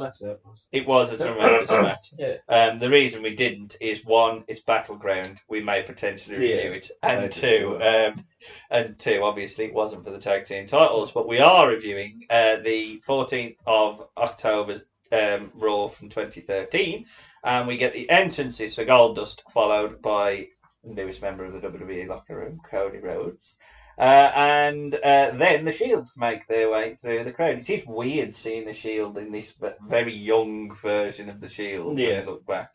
Yeah. And Christ, I mean, they're very prominent in 2013. You forget how long they've been with the company in terms of being over. I know Dean isn't, but he's still over as Moxley. But It's crazy how long they've been in these prominent. Yeah, it's nearly 10 years. Uh, Which is 10 years, this year. November 2012. Yeah, wasn't 10 it? years this year. It's crazy. But this was obviously their big year because that was the proper heels, and then they split up, don't they, in the June? Yeah, it wasn't too long. Penny belts. Anyone want to? Shite. Yeah. Shite. Yeah. Change them. They still fucking like it. They're just 10p now instead of a penny. Oh, I don't like the tag belts. I'm shit. They're awful. Just why did they change the US? Because the one they got was alright. I ain't keen on many of the belts nowadays. I like the UK title. I like the UK world title, but that's alright. That's the a UK pound. tag. Got up here. Penny, 10p, now it's pound. And the UK tag's alright, but I really don't like the Inter. They're doing nah, that the is terrible. It really is ugly as hell. And the US belt, which ain't 3D printed. You keep saying it, but I mean, I I'm don't give sure a shit I if it is or it ain't. Is that right? I think that was the It's rumour. 3D That's the printed. first one, but it was shit. I don't like it. No. Justin Rhodes is there to give The us the belts tag. are crap. He gives the tag titles the respect it deserves by building them up. This was main evented for all. It was, yeah. Yeah. And that don't happen very often. It's remembered we have a tag division. The commentary team talk up the outside threat of Dean Ambrose as this is an ODQ match, which is important. Cody and Seth start us off. Oh, God. Cody catches Seth and allows Goldust to lay in a Bret Road punch. Cody hits a nice drop kick now for a 2. Lawler puts over Goldust having a sadistic streak, which I think is good commentary from Lawler, to be fair. Cole talks up about the length of the title reign that the Shield have had. That basically is a death nail for anyone who's ever held a title. The moment they start talking about how long you've held that belt, you are losing the belt. There's a quick double team work by the Rhodes brothers. Cody gets another near fall off a front face suplex. Big Roman gets in though, and suddenly the Shield are on top. And you can tell the road agency is that Roman doesn't sell. He just well not sell. Cody is punished on the outside as King and JBL start to bicker. Cody is isolated and thrown across the ring by Seth. Cody makes a hot tag though, and Goldust brings up the pace. Back body drop across the ring to Seth. Back body drop to Seth, and he sets up Shatter's dreams, but Roman stops him. He clocks Roman and hits a bulldog on Seth instead. Goldust misses a crossbody and crashes to the outside. This allows us to go to break.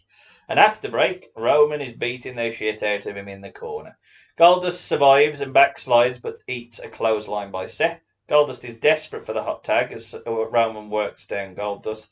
Nice back elbow from Bret's throat by Goldust, but Rollins stops the hot tag again. He mocks Goldust, so eats a scoop slam. Cody makes the hot tag and drops Roman with a knee and drop down uppercut.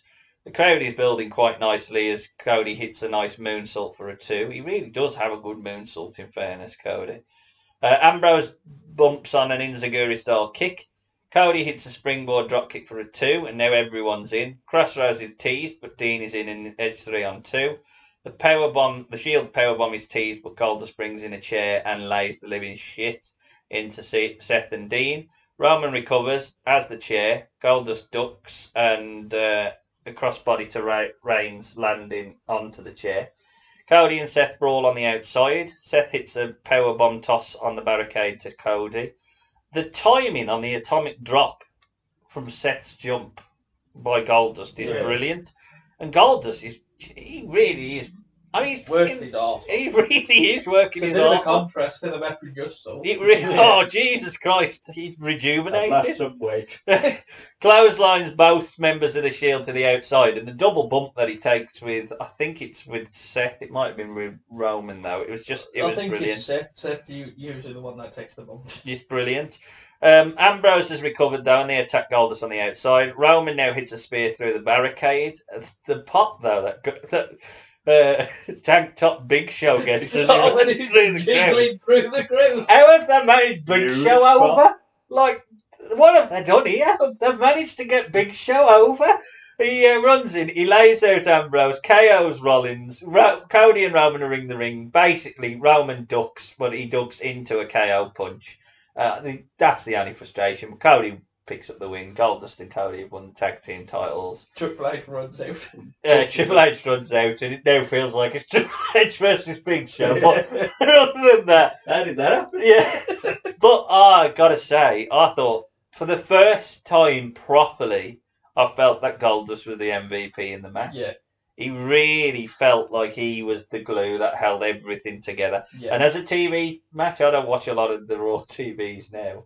That's got to be as good a TV match as they've done in the last 10 years. Particularly at that period. It was just... Well, purpose, story, they did all these. Yeah, the Big Show, even Big Show coming back to repay the Rhodes family for punching Dusty was brilliant. Oh, they wouldn't mention that. The fact that that Big Show got a pop.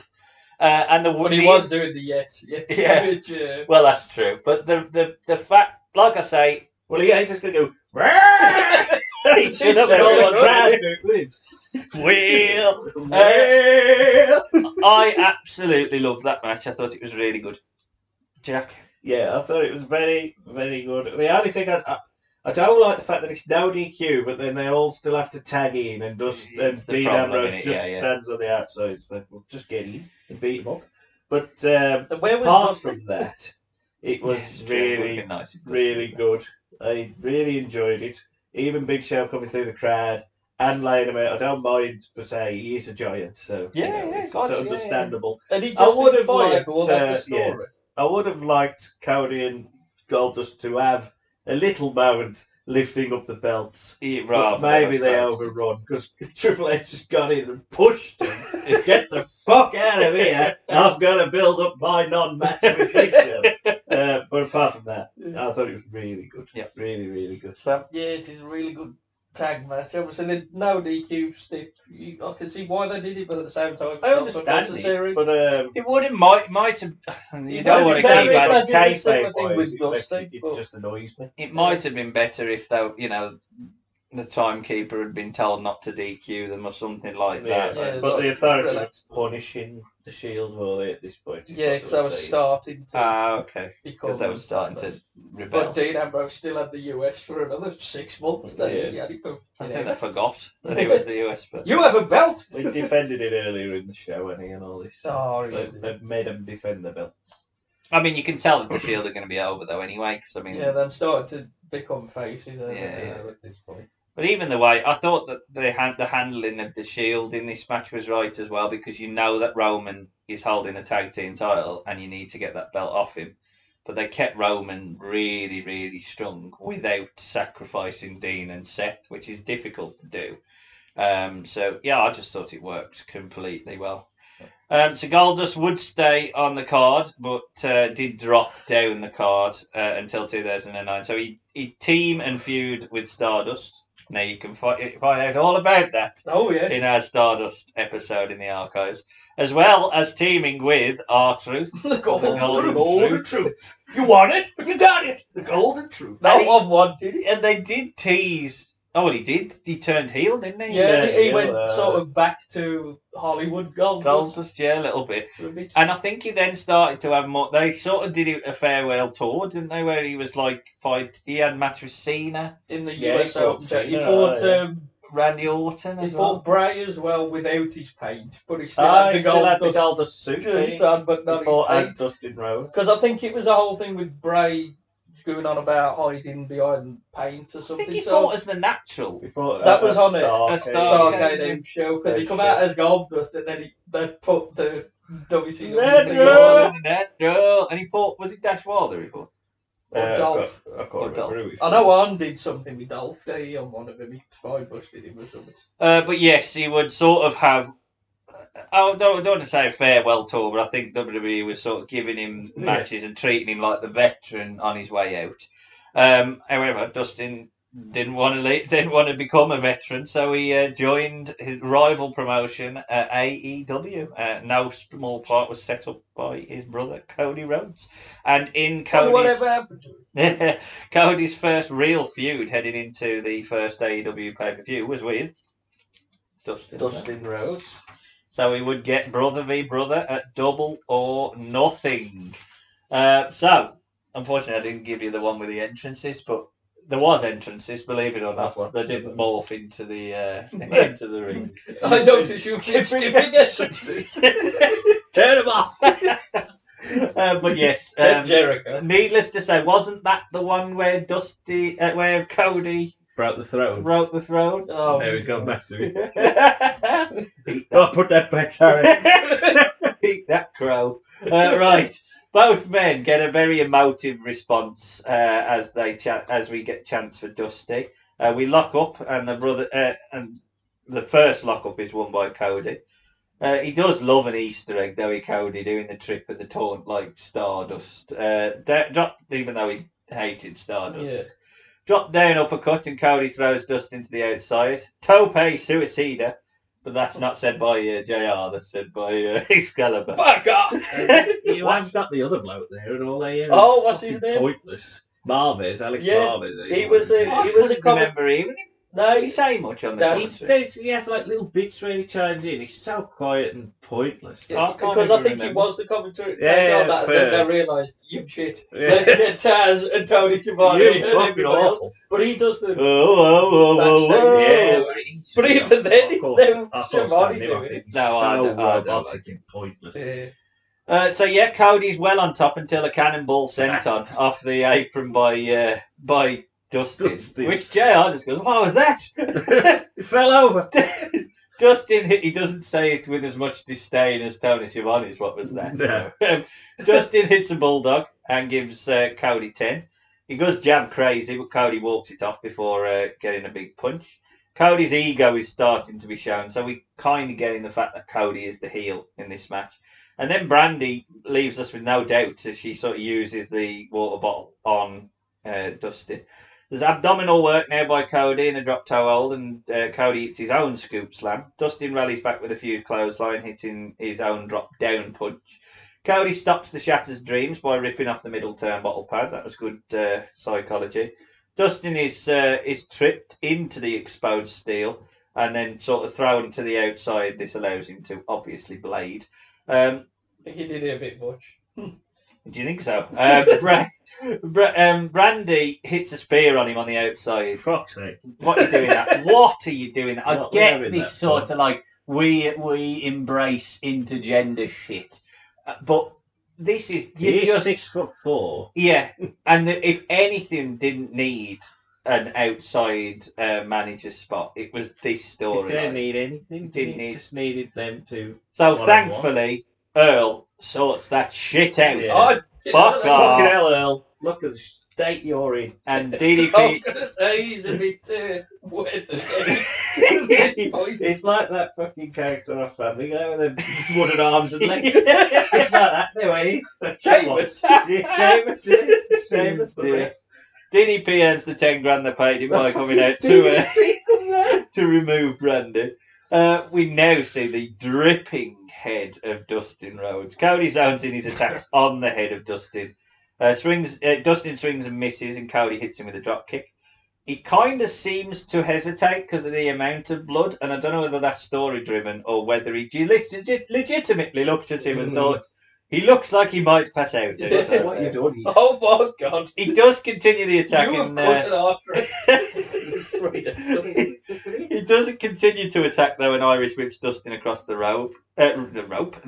He hits a curb stomp for a 2, and you literally see a load of blood Pissing out. pissing out of his. It's like a The tap. crowd reactor, they even they go, What the Whoa! fuck I is got that? a visit. calm down. And it's like, yeah, we've been told that these set of fans love to see blood. That's why Yeah. we've done it. And the first time they do it, they go, "Oh fuck me!" That's too much. 53! Calm the fuck down. It is vile. But his red paint don't really help. No, Yeah. it looks like. I mean, it is a crimson mass. Covered in blood. Brett Ropax handle. Dustin ducks under a jump. Dustin ducks under a jumping nothing. Jumping nothing. And hits a scoop slam for a 2. It only slowly. It only slows Cody slightly, who locks in a figure 4. Cody does. I do quite like the punches down and then him getting the near fall. I thought that was good storytelling. Dustin turns it round and eventually breaks the hold. The mat, and this ain't even the main event, is it? No, Covered there's in another blood. match, isn't there? It's just covered in blood. Cody takes his weight belt off.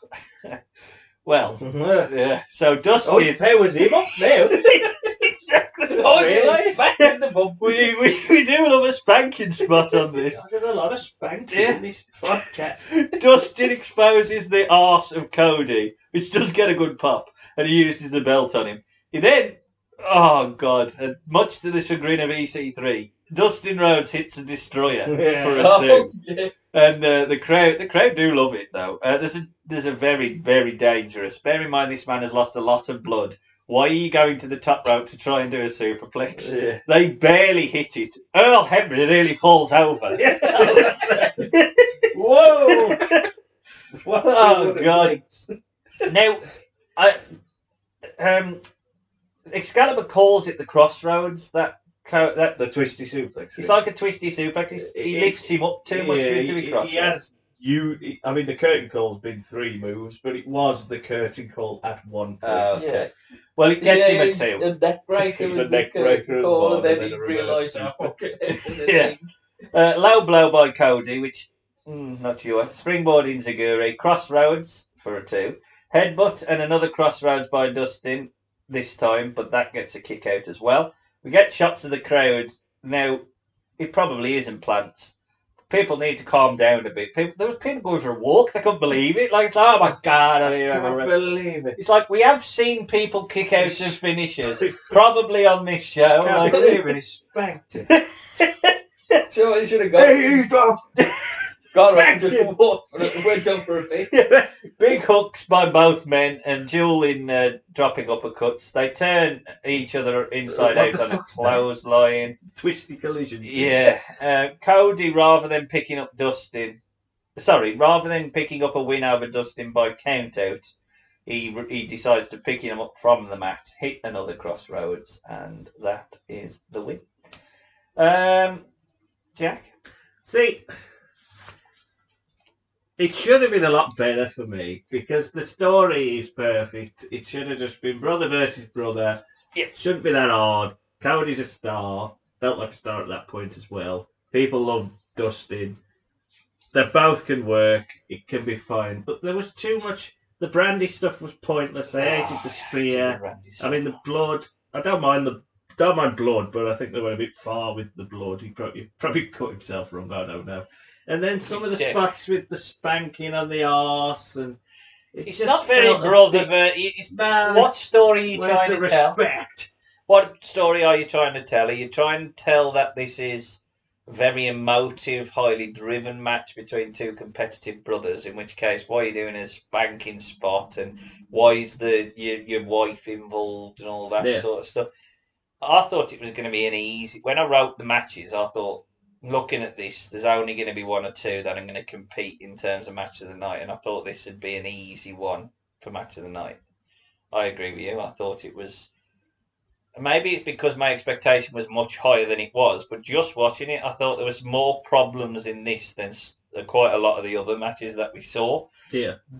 And you know what this match really missed? It missed Vince McMahon, I think. Yeah. Just someone who could have just gone. Slow down. Yeah. Get the camera angles, get the spots, you're both going to stand up and look at each other and have a moment. Let's not have DDP. I mean, the crowd eat up everything that AEW do, so you ain't going to do a lot. Don't need to do a lot. They just went to. And I don't mind the blood, and I know it's unfortunate that it was cut. He was cut too deep, but this is the problem with blood in wrestling nowadays because it looks a bit untasteful or distasteful. Yeah. When you see literally. I mean, they must regret that camera. Well, it was. They must regret that spot blood. Because any person who wanted to invest any money in advertising on that show would have looked at that and thought, we don't want to be anywhere near that. He's literally a man has mutilated himself live on TV. Sam, I get the feeling it's AEW, so I'm not holding up much hope. It was okay. As I said, with you can trust these 2. Why are we doing a destroyer? That was one thing. So it's not you. He does that a lot now. Yeah, he does. I think it's just that's the problem. I feel like they've got to do that. It's especially because I think it's one of those sort of there's a shock factor in an old man doing it. They did it with Morton, didn't they? Yeah, and Cena's done the code red. So. Yeah, I don't like. I understand why EC3 and whatever his name is now, Shaw, the Titan. Yeah, the Titan. I know why they banned him because they am overdone. Yeah, and you just And I just don't. the blood, I think the blood can help. Not this amount of blood. Yeah. This was just like, oh, okay, maybe stop it. I don't think it helped the company. That might I have been really worked did. as well. If you stopped it for the blood loss, then you could build another pay-per-view with it. Yeah. Well, it worked. I don't like the fact that he's a tire either. I think he should have not had the half paint and just had more of a normal Dustin Rhodes. Yeah, because it's still sort of Goldust. Cody. Yeah, I get that. I suppose. Yeah. I I guess don't too really much get like the half Goldust, paint that he does. Well, now it's anyway. one of them where I think he knows because he's been around such a long time now. He knows that it's hard to market Dustin Rhodes, Yeah. and I think he probably has reached the point now where people give him so much respect that they wouldn't care. But I think he knows that he's so intrinsically tied to one character. Yeah. He wants to carry that with him. So I get that. I'm just glad. The one thing that AEW does well is they don't really. They tell you like you've got to play up to a split personality, we know it existed. Yeah. Leave it at that. So there you have it. Dustin has remained, still is a steady hand for AEW. He's not really been in too many featured prominent spots. No, I did some stuff with QT Marshall, Yeah. which was okay. See the battle royal. But apart from that, he ain't done much. He just is a steady hand on the card. I think he's had matches with Hangman Page and stuff. And again, there is that sort of Lance veteran. Archer, I think, recently wore it. Yeah, I think that was on the last couple of weeks, wasn't it? Yeah. So it will be interesting to see, especially now Cody's gone, where his career path's going to see for the next year or two. It could be gold, black rain, gold rain or something. But assuming he's not going to go back to WWE anytime soon, he does leave as a 3-time IC champion, a 2-time US champion, albeit both in WCW, 9-time hardcore champion. In his 9 times he won that. Well, everyone, Jesus, I mean, Yeah, I know. 9 times, yeah. And 6-time tag team champions, 3 with WCW and 3 with WWE. So I suppose the question is, that the level? Is that a reasonable career for someone? I mean, it's a good career anyway, but is that for his talent? Do you think he's underachieved, overachieved, or probably achieved what you'd expected him to? What I expected, I would say. Well, maybe a little over in terms of because he had such a good gimmick, it did help him a lot. Yeah. But I think, mid-card to, steady hand in the ring, mid-card, tag team, you can carry somebody else or it can be the comedy spot for them. He's never going to be a world champion as Goldust or anything like that because he don't need it. No, God, So, he didn't. I think He's he's had a having good like career. a feud for the world, but he's never going to win it. He's had You some. could have it there. He's had some shit moments. Oh, yeah. Mostly going back to WCW and some TNA stuff. But apart from Fantastic. if Vince McMahon has Dustin Rhodes, Everything's you're in all good right. hands.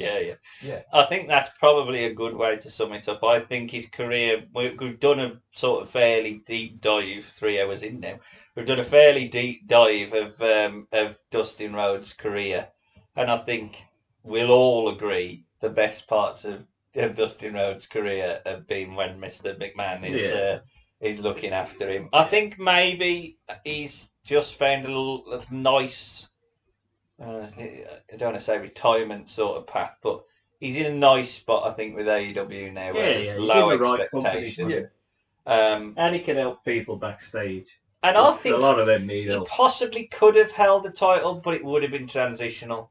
And I actually think it stands him in better stead But he was never champ. that he was never champ. Well, I think Because if he's up going to there be with champ, Piper's if he's going to be a champion, he'd have to be Razors. Dustin Rhodes, and there was never a point in his career where he was hot enough as Dustin Rhodes to be world champion. And sometimes, and it'll tie into our fantasy card, having the last name Rhodes when you're following the biggest of big characters in Dusty Rhodes makes it almost impossible. I think he said in his book that was the thing that he needed with Goldust most of all. Because it got him away from Because he being wasn't, Dusty's son. no one talked about him being Dusty's son And when they did start talking about him being Dustin's son, Worse.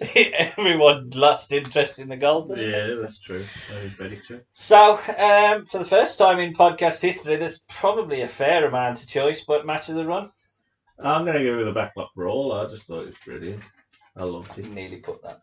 I'll go with a Rumble 96 match against Razor. Apart from the finish. But... I loved the tag team match on Raw. But again, I thought those three are very worthy. And I wouldn't have argued if anyone said Austin versus Tafka. Or the Fatal 4-Way. Yeah, There's a lot of good. There's a lot of good.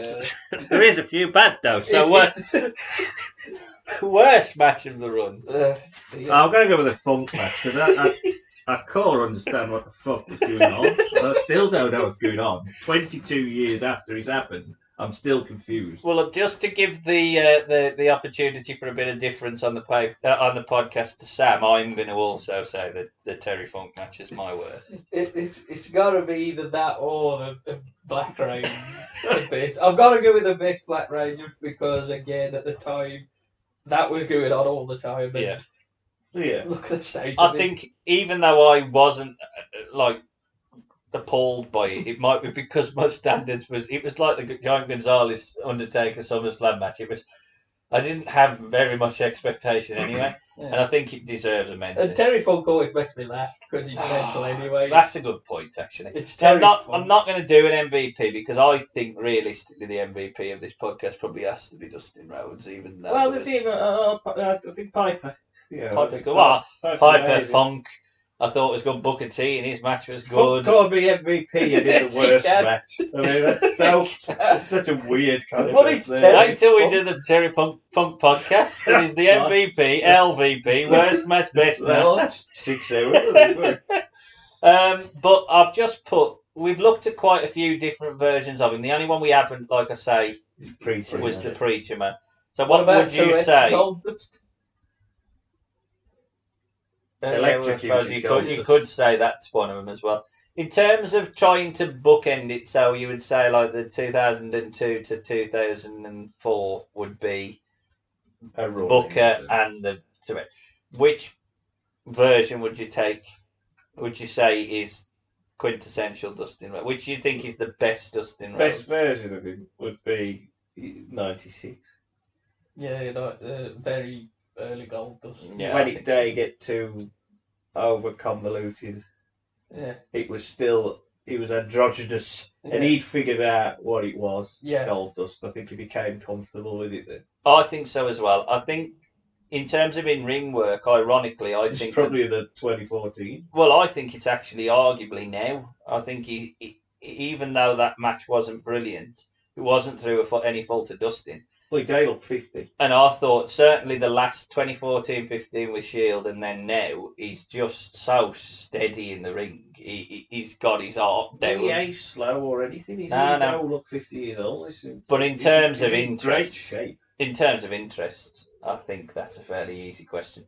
Worst version, if you had to drop any version of that's Seven, that's Black Rain, that's the Natural, that's the Gold 91, that's Goldustin. What would you say is the one you'd sacrifice? If it was me, I would probably sacrifice 2000 WCW Dustin. American Nightmare. I just don't didn't help him. It don't work. I'm going to say 7 because I hate the fact that existed because I don't think it helped him. I would have preferred it, even though that probably shit on the Dustin 2000. Yeah, he had no chance of being able to. Everyone talks about him now as the man who came out and trashed his own gimmick. He's better than that. I was going to say, apparently he come up with the gimmick. Well, there you apparently. Go. I'd love to. Apparently, I'd love to. Phone. What the fuck are you doing? You could have rebooked it. It's got to be Black Rain. I've got to get rid of that because it's basically. It shouldn't have get rid of the wig. No, he shouldn't have been wrestling at the time because of everything going on. Even he would say it should have been like, "What are you doing, mate? Have a break. Yeah, have a Kit Kat. Don't have too many though. But it's like, dude, go away from me. I think he probably benefited from Cody becoming a star over in WWE without him. Yeah. because I think it had something for it, a ready-made storyline and a way back into the company that would look after him. Yeah. And I don't want to criticise TNA too much because TNA have done a lot of good in the fact that they're still around. But no one was looking after Dustin Rhodes when he was Well, back they there. did the same with Angle, didn't they? I mean, Yeah, I even he was in bad when he got there. Yeah, you've got. That's why Vince got rid of him, to say, look, you're probably going to die on us, and we call rather. And he just went, well, I'm going to TNA then. All right then. Well, there you go. So we now round out the episode, as we always do, with a fantasy card. And as we have discussed the many gimmicks of one Dustin Rhodes, we have challenged each other to take 6 of his gimmicks. There is plenty. I think there's a couple that I haven't used, but 6 of his gimmicks, and go against second generation superstars. Because obviously, surprise, surprise, Dustin Rhodes is a second generation superstar. Sam, I'm hoping you got 6. Yeah. I'm going to open with you for your match 1. First is Preacher Dustin, because I thought I did get confused why we didn't even cover something, but as you say, there's barely any matches that go more than 3 minutes. Versus Ted DiBiase. He's $1 Million Man, because he is second generation. His dad was. Yeah, Or Mike DiBiase. or his mum. Or His mum was as well. Yeah, they both were. So that's why I put it, and I thought, well, he's kind of a preacher anyway. So. He's the son of a preacher man. Well, I had to get 7 out of the way, so I had 7 versus Road Dog. I assume Ted's going over.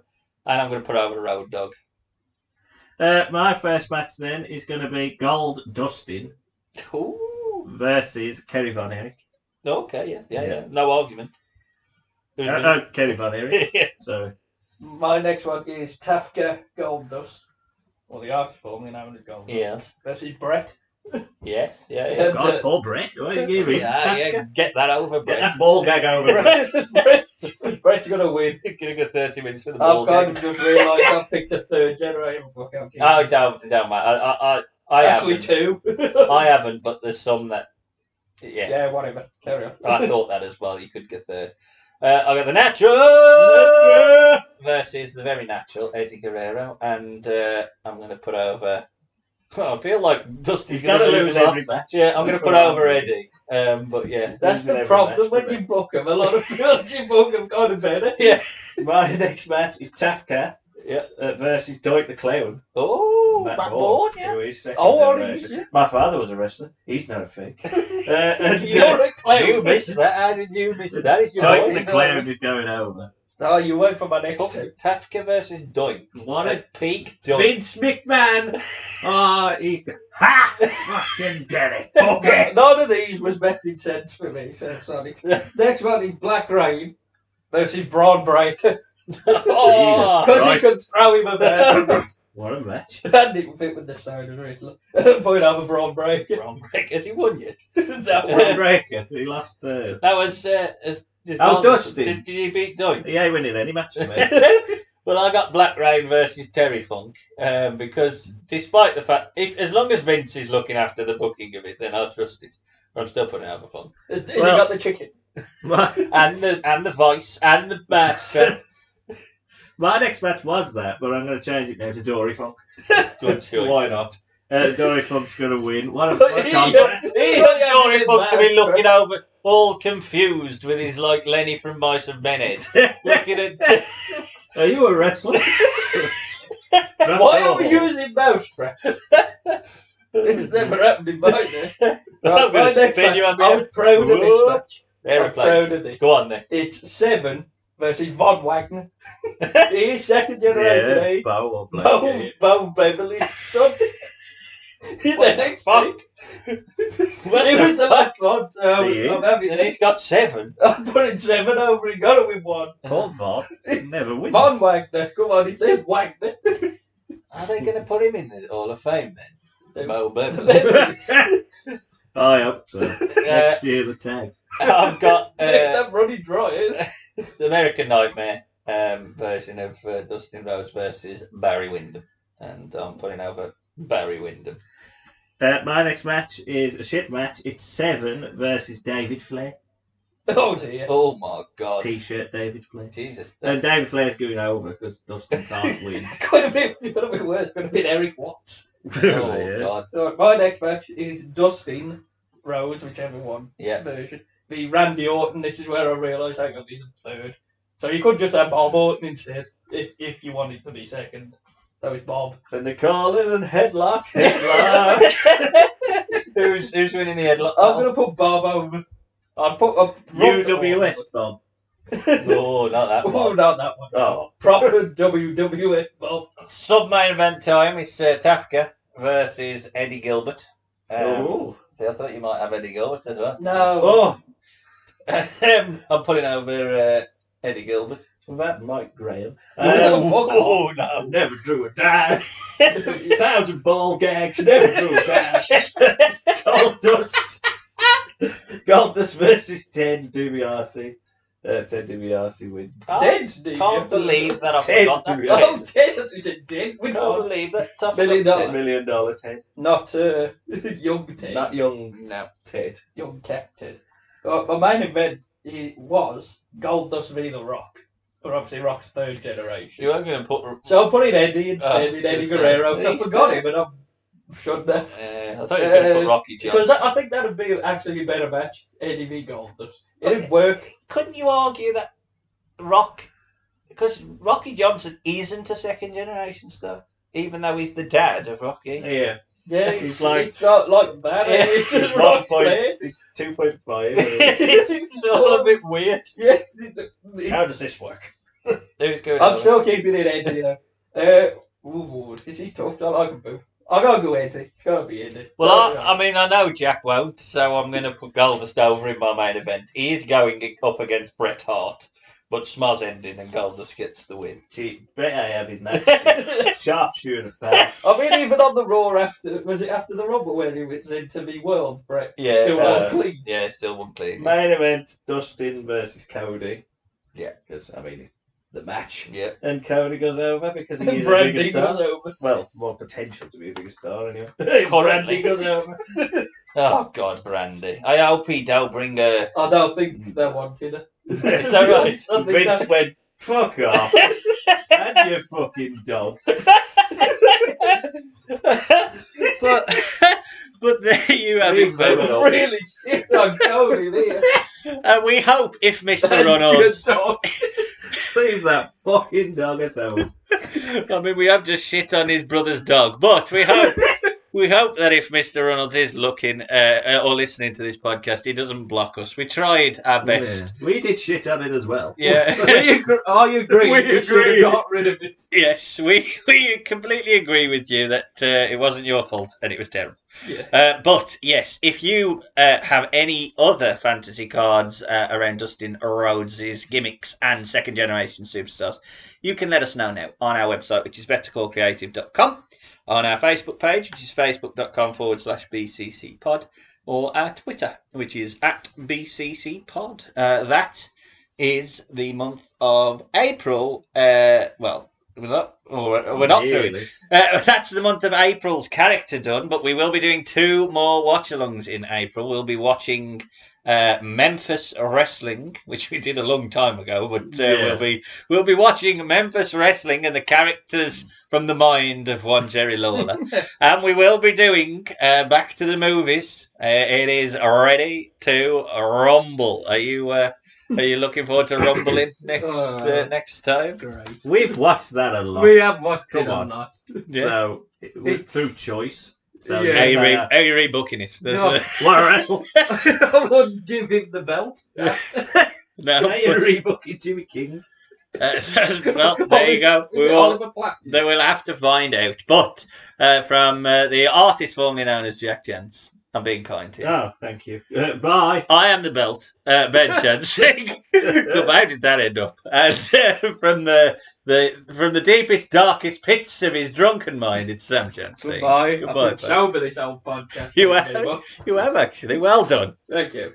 It's like